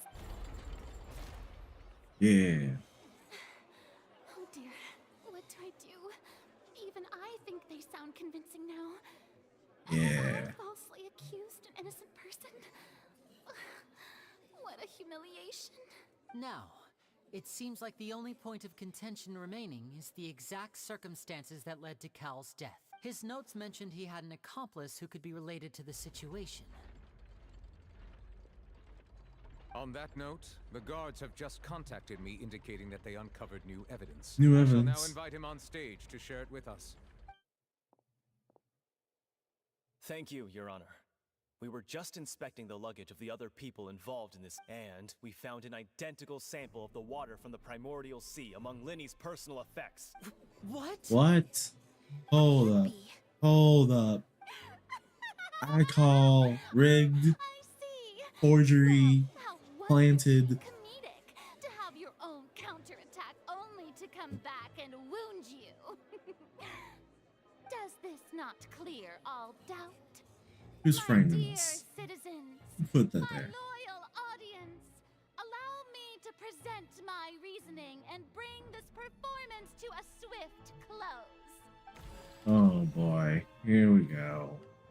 Linny did not need to take part in the dissolution of the young woman at all, having made modifications to the props beforehand. His accomplice Cowl then caused Halsey to vanish using the water from the primordial sea. But upon his return, in cruel avarice, Linny desired sole credit and prepared to do away with his partner in Ultimately, he knocked Cowl out, and That doesn't match the alibi. crime up also became a murder weapon. Now, as much as I regret having come to such a viciously straightforward conclusion, it does seem that You're the full of Faith shit. is quite the cold-blooded and ruthless organization. Just take the L. Am I right, Mr. Linny? We've used up all the evidence we collected. There's no way for us to make a rebuttal. Is this the end of the... No. No. Paimon can't think of anything either. Seems using the water as new evidence was too good a move. I think we've all seen enough now. And we have ample witnesses to my flawless reasoning. I believe this is indeed the finale. Now then, my good, noble Chief Justice, should we not, in your view, move... Excuse me, everyone, but I must interject. Miss, I must ask you not to shout and to respect the ongoing legal proceeding. Oh, come on. Don't be hasty. I have a good reason for interrupting, you know. Now, would anyone here like to take a little break from all this debate and see a little magic? I'll show you an amazing trick. One that can bring a young woman who has disappeared back in the flesh. What in the world is she saying? No offense, miss, but miracles like that are beyond my scope as a magician. Come on now, don't be silly. Magic is all about misdirection, isn't it? But once everyone believes the illusion, can't magic reveal the truth to them once again? And wouldn't such a trick be the most marvelous finale to today's performance? Come on, Linny and Lynette. Give it another go. Don't worry. Spina di Rasula has made the necessary arrangements on your behalf, but as the magic makers and stars of the show, I think I should leave the final performance to you. I understand.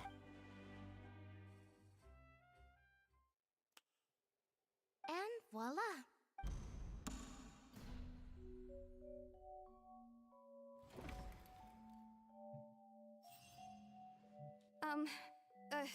Sorry for the interruption. Wait, isn't that Halsey?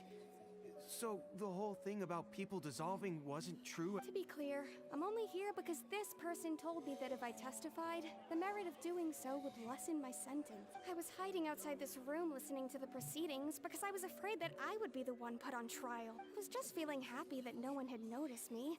And then before I knew it, she caught me. That'll teach you to underestimate us three. Where should I begin? I'm sorry. I'm the one who killed Cowl. So it was you. What? Firstly, my name isn't Halsey. It's Lillian, and I'm originally from Mondstadt. I heard that Linny's show was gonna be a real thriller, but I missed the chance to buy a ticket, so I stole one. That's how I make a living. I steal stuff here and there. She is the thief. I'd never been caught before, but I was noticed at the harbor a few days ago, and I barely got away.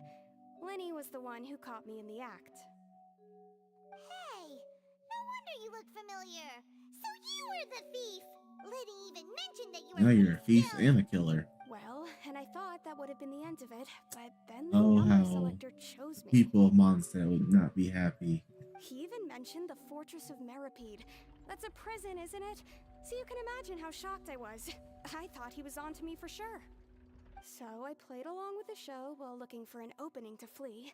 But then I got water poured on me for no reason, and then someone jumped into the tunnel to nab me. Oh, she's from Mondstadt, so she doesn't turn in the water. Down, so I knocked him out and stuffed him into the box. There was nowhere to run from there, though, so I had to change my clothes and hide in a box containing performance costumes. I slipped out after the first guard arrived at the scene and continued hiding inside the opera house. Can a person even hide in there? But I swear, I didn't know that the water tank would fall down. Really, I swear it. Had I known that, I wouldn't have put him in the magic box. I may be a thief, but I'm no killer. Well, that makes everything pretty clear now, doesn't This time, we need to tell the entire story from Lillian's perspective. My turn.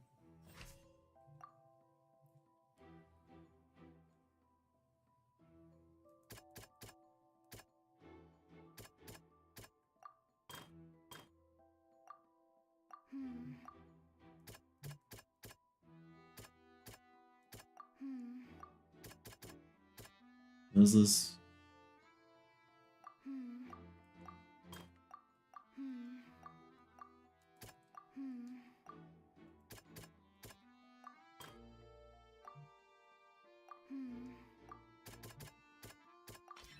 The flower vase was not broken to cover anything up, but was smashed during the struggle between Lillian and Cowl.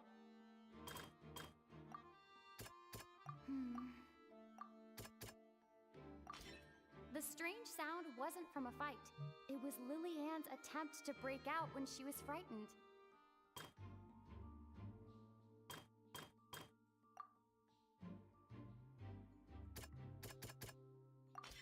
Lillian was afraid that she would be recognized if she left, so she changed clothes and hid by... And it's Ace Detective time! Having been selected out of the blue, Lillian panicked.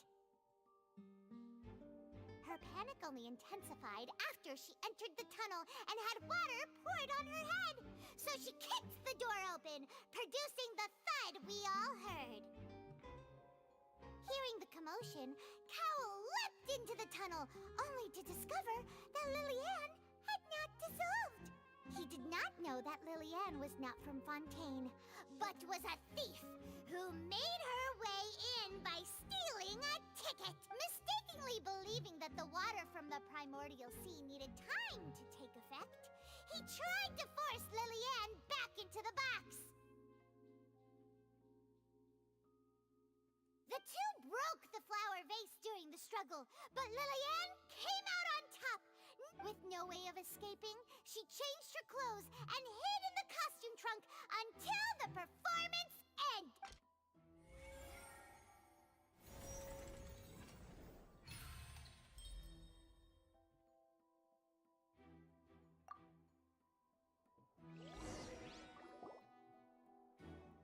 She knew that she would have to go through guard inspection if she tried to leave afterward. So, she has been trapped in the opera house these last 2 days. She had already become desperately hungry by the time we were chatting over macarons. Ah, So, she stole slipped 2 the of them food right because under she's our such a noses. good thief. At this point, all the events that happened in the tunnel have now come to light. Ah, so that's the whole story. Bravo! Now then, Lady Farina, do you wish to speak against the defense's statements? You lose. Take the L. Please Take answer it. the question, Lady Farina. Also, if I may add, the trial has not yet ended. As such, I request that the prosecution not leave the room before the proceedings have concluded. What? Are you reading my mind? No, I have no further arguments. That's I admit not bad. defeat. Wow, look at that. She's like a deflated balloon now. If there are no objections, then as the Chief Justice of Fontaine, I shall once again repeat the full sequence of events. The actual perpetrator of the serial disappearances, Cowell, selected his next victim from the audience reservation list. With some modifications to the selector, he could ensure that the pre-selected young woman would be chosen. To cover up any evidence while committing the deed, Cowell thought of allowing the water tank to fall, which would conceal the water left behind after the young woman was dissolved. He also tampered with the rope suspending the water tank, using the fireworks at the end of the performance to cause the tank to drop and hide the watermarks. He poured the water from the primordial sea into a balloon during the preparation of the magic box and stuck it to the box's lid. Finally, he passed the prepared hook on a rope through the gap in the magic box's door when bringing the young woman to said box. When the magic trick officially began, the box containing the woman was lowered into the tunnel, tightening the hook rope and bursting the balloon containing the water. If all had gone to plan, the young woman would be dissolved at this time. However, Lillian was not from Fontaine and thus fled the box with a loud noise. Realizing that there was trouble, Cowell entered the tunnel and met Lillian. Thinking that the waters had not yet taken effect, he decided to proceed. However, his opponent was more capable than he thought, and he was overcome, knocked unconscious, Girls from and Monster placed can into the magic sure box, fight. and thus became his own final victim. Lillian, according to her own statements, then changed clothes and hid until the performance ended, before hiding in other parts of the opera house. As for Linny, he was in the underground structures within the opera house, and was thus ignorant of these happenings. From this reconstruction of events, we can conclude that Linny, the accused, is in fact innocent.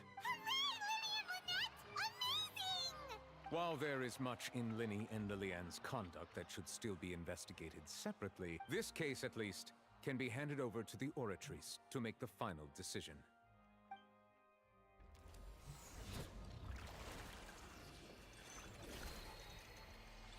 Why did it look like the Spiral Pass animation?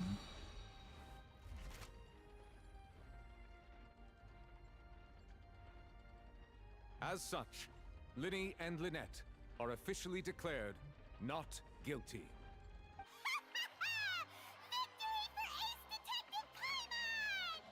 Great work, partners. Thank you all. Thank you so much. Next, I think we deserve an explanation, Guard Vaughn. How did you find the water from the primordial sea in Linny's baggage? Right! Your discovery caused me to make a serious mistake, you know. Or was that not a discovery, but false evidence that you dared to bring before this court? I suspect that the accomplice mentioned in Cowell's notes was not Linny, but you, yes? I'm sure you know what you must do to lessen your sentence. Speak quickly! Unless you want to earn yourself a one-way ticket to Coupon Town. I was just following orders. We were supposed to place blame for the serial disappearances onto Linny, and thus cause suspicion to fall on the Fatui. The higher-ups said this was the best opportunity to do so. And now that your plan has fallen through, and the secrets of the water have been revealed, you have become a liability to said higher-ups. Therefore, you would be wise to tell everything you know, and seek the protection of the guards. Yes, I'll tell you everything I know. Our boss discovered that the water can cause people to dissolve. It can also be made into a potion, which when extremely diluted, can cause people to experience unforgettable exhilaration. We've been in this business for a while now, and have made decent mora off it. The disappearances were also the boss's idea. I mean, this is the boss we're talking about. The...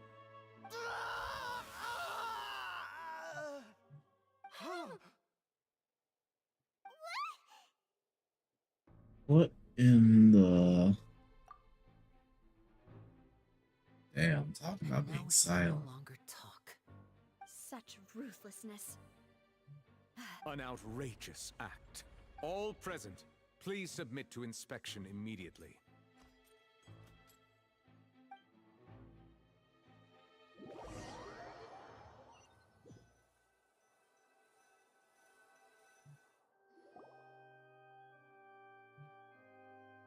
So, we're just going back now? That's true, but... Traveler, Paimon, please wait. What do you want, Fatui? I know you may not want to speak to me right now. Maybe you don't even want to look at me. But still, let me thank you again for defending me to the end. Even after you learned that I'm a member of the Fatui. I guess. But regardless, I'd like the opportunity to set things straight. I didn't approach you with any ulterior motives or ill intent. I've spoken to you as myself, just plain Linny this entire time. As for why I'm a Fatus, it's because the goals of the House of the Hearth align with those of an orphan like me. That was how Father, who you might know as the Knave, approached recruiting us back then too. The Knave? The one who controls the House of the Hearth? She's your father? That's right. And since we're here, I was wondering, would you mind hearing a story? It's about my past. Back when our parents first died, Lynette and I were left wandering the streets. To survive, I took to surreptitiously observing an older street performer who did magic. It took me several days to figure out how he pulled off his amazing trick. I took my sister through several streets until we found a crowded corner, and we began to perform magic tricks there. To my surprise, we proved to be pretty popular, and we could at least stop worrying about where our next meal would come from for a time. Before long, an aristocrat came to me and claimed that he wished to take us in after watching my performances. So you went from orphans to nobility? That was how we felt at first too. As if fate was on our side and we could say goodbye to those painful days. But I gradually discovered that while we were called foster children, he was really after my talent for magic trick. He would constantly take me to all sorts of banquets to garner attention, which he would then— That doesn't seem too bad either. Better than roaming the streets at any rate. It took a while for me to realize just how dark his heart really was. After one particular performance at a banquet, I discovered that Lynette was not on the same return vehicle as me. I waited a long time after we returned home, but she did not come back. The answer he gave me was, she caught the eye of the most eminent person at the banquet, so I sent her over as a gift. I mean, you'll be able to perform your magic regardless of who your assistant is, yes? Oh no. So he was gonna... But wouldn't Fontaine's laws deal with such people? As far as outsiders are concerned, this is a relationship akin to adoption or foster care, and they have their ways of escaping the eye of the law. I managed to ferret out the location of the mansion of that so-called eminent person and hurried through the night. But by the time I leaped over the walls, avoided the guards, and made my way in, all I saw was the moonlit ground covered in blood, and the knave standing there in the darkness. So, she'd already taken care of that guy. That's right. She had rescued my sister before she could come to any harm, and had even discovered several girls hidden in a basement, all of them orphans. Father, I mean, the knave, might have seen something in me, and so she made me an offer. The House of the Hearth welcomes you, for your interests align with ours. Here, none will ever betray you. Indeed, betrayal shall never be permitted here. I was hesitant to trust her. I mean, I had just been betrayed by nobles, but she was also quick to destroy the noble who had taken us in at first. Oh, so that's how the two of you joined the House of the Hearth. She has her own plans. She has gained permission from the Tsaritsa to first use the Gnosis' power when she obtains it. She plans to use it to find a way to break the prophecy and save Fontaine. So, she believes in that prophecy too? That's right.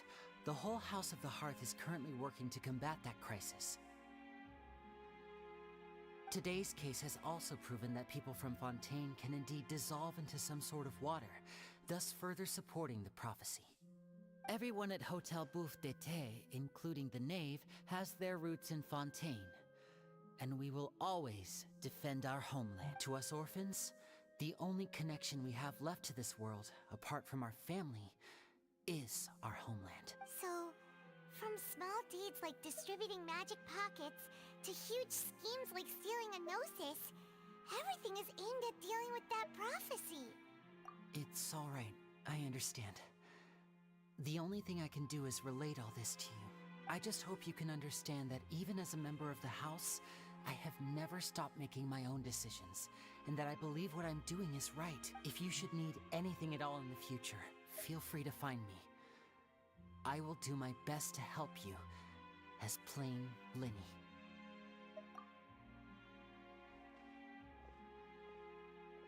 Bye, Linny!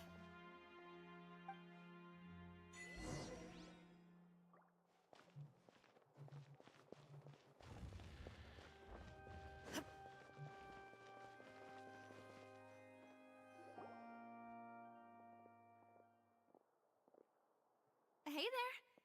What was with the disappearing act you pulled right as the trial ended? Were you looking for us, Navia? Well, this whole thing isn't exactly over, is it?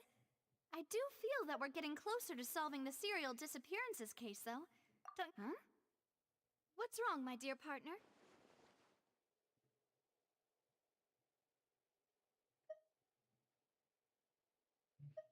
Besides, are you sure we're the ones who can crack it? And given that there's new evidence... Ah, I see.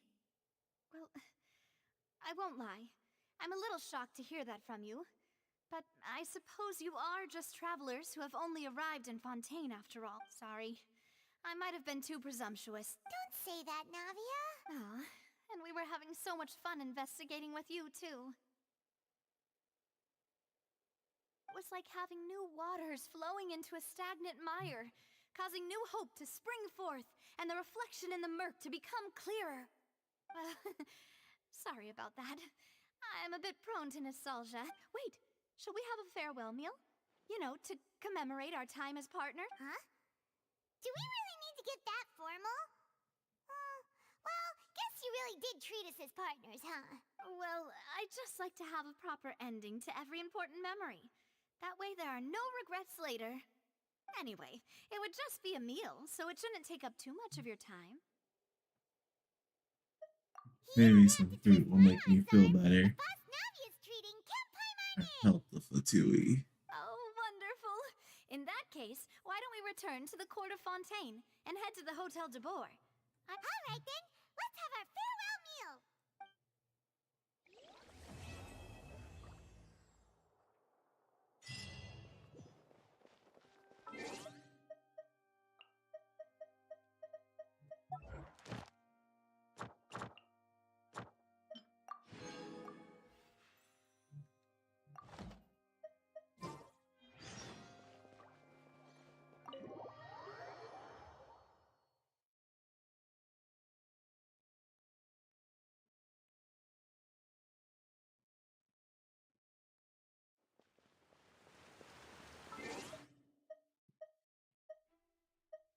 Alright. One cheeky temple. Unfortunately, I don't know my petty.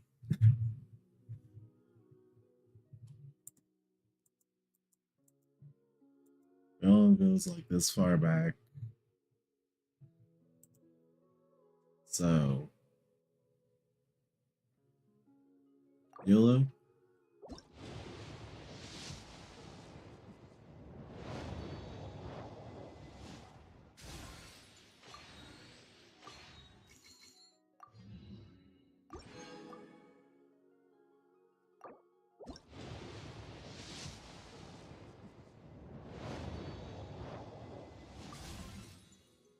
Oh, I got Charlotte.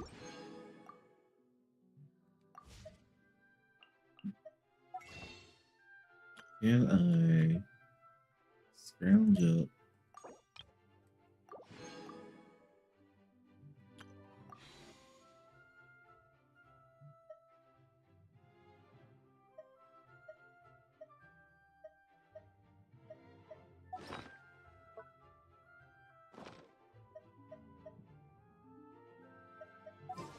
Is that enough for another 10 pull? Almost.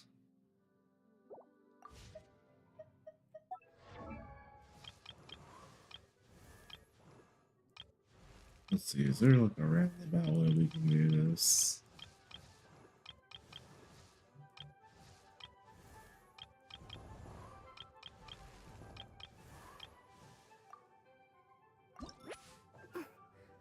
Oh, item I don't have.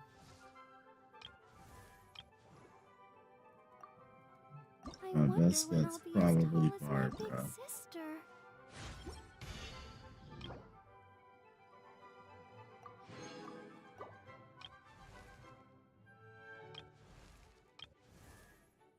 Congratulations, Kaya. You will be leveled up a bit. So I can keep rolling.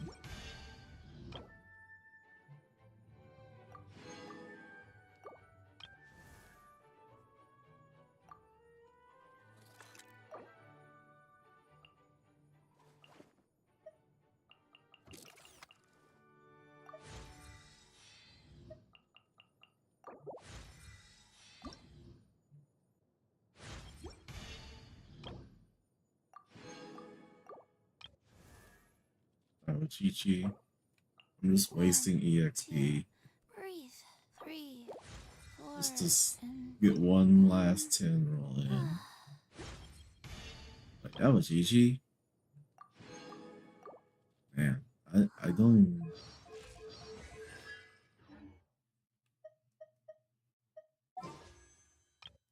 I must have gotten there long ago.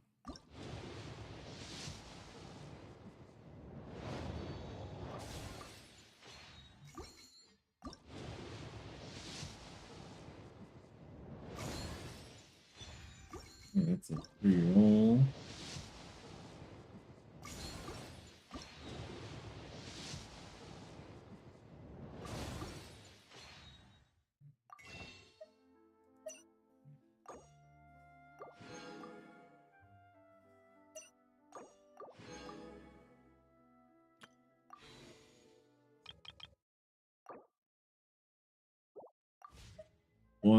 I need like one more pull.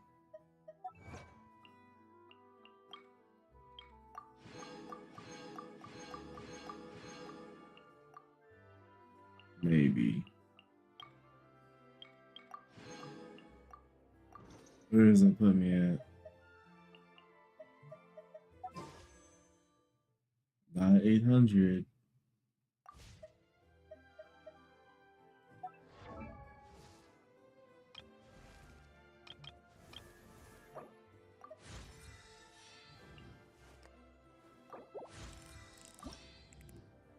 Oh, I have the stuff for her. Yeah, I'll level you up. Just because Inazuma. Oh, everything for Inazuma.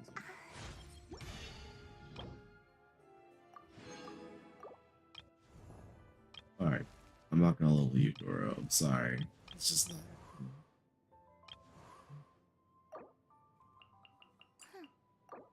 We're a very geo biased on this account.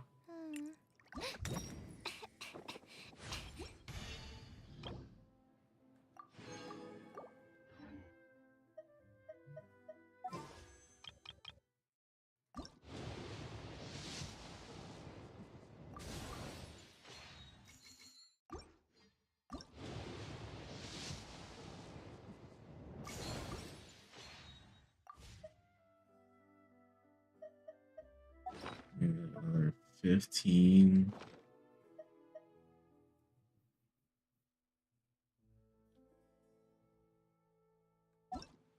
I guess I could just do the trial. Does that put me where I need to be? No, and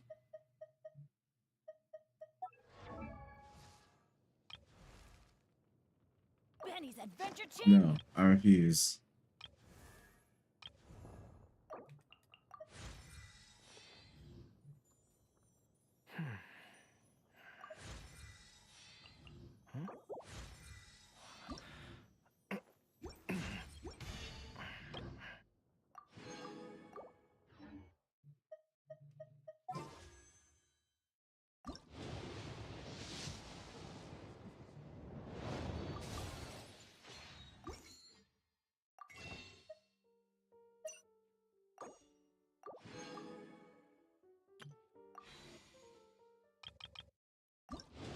Oh, shit.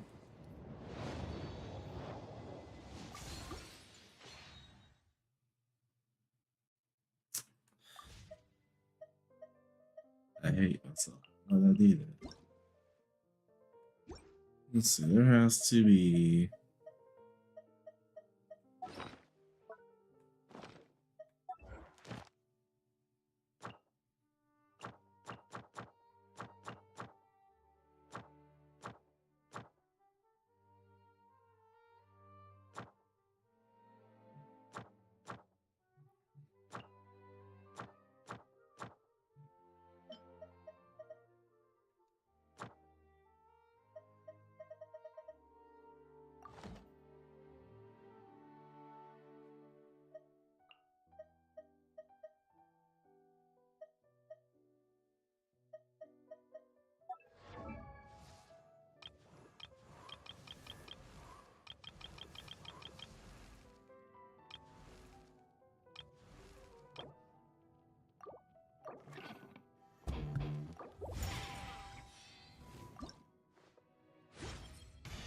Alright, I need this one to give me a 4-star.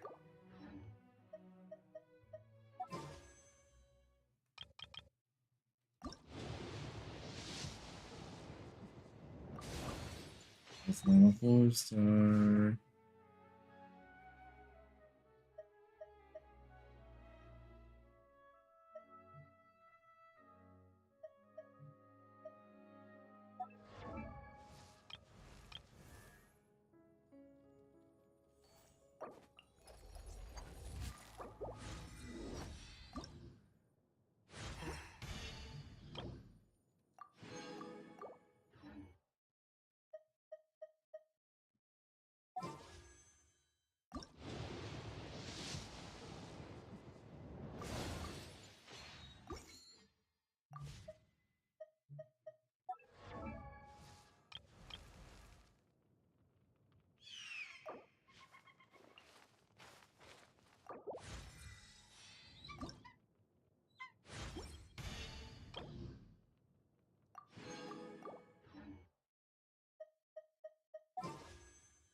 Running out of characters.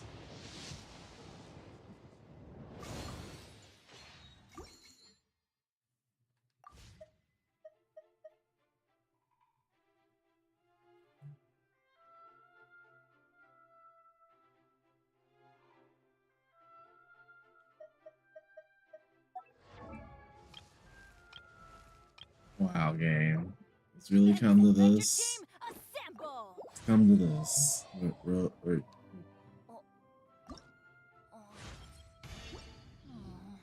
not.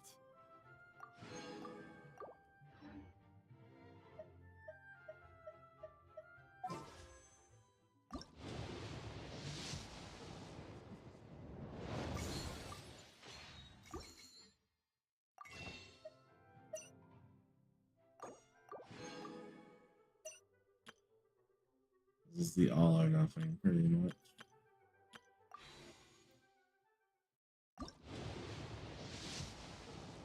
There's the 4-star.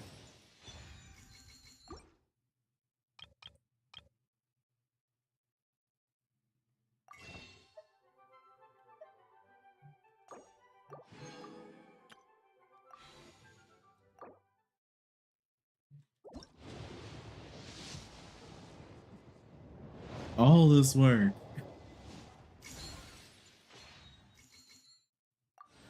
Let's see, do I lose or do I win?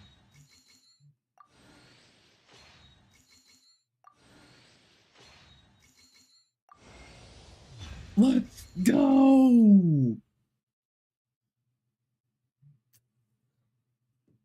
Can't believe I leveled up Bennett to get this character.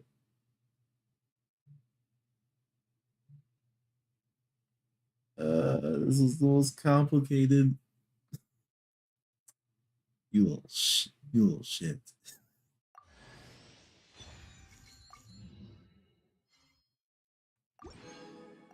Well, now I also have to keep playing this game.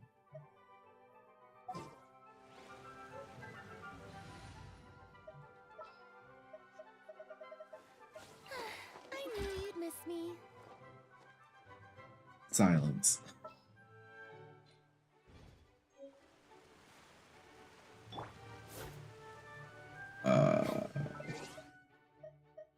Here. We live in 2021, so you get tenacity and no life pieces. There you go, Mona stuff.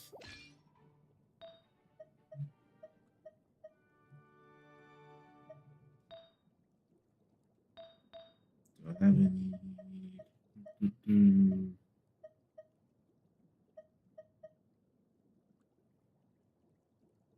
Here, this can be your off piece.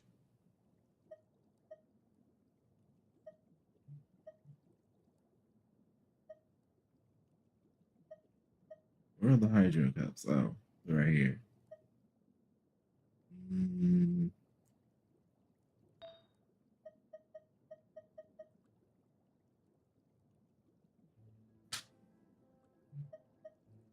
There's a lot of energy recharge pieces.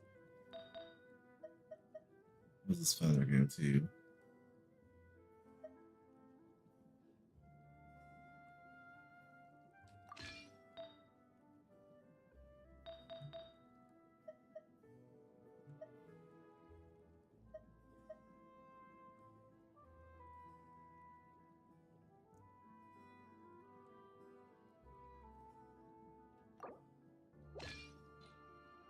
This is a very I don't want to farm build. Here, you can have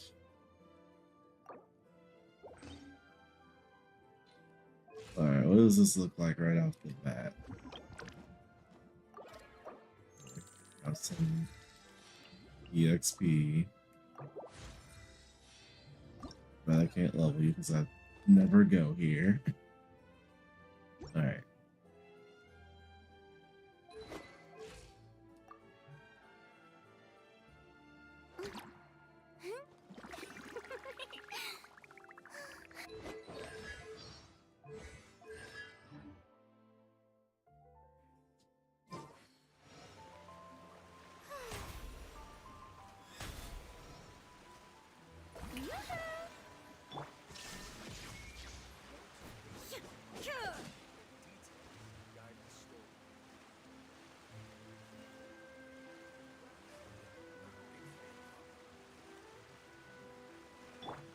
Okay. I guess we will call it here. With that, thank you everyone who dropped by, liked, or even watching the VOD. Bye-bye.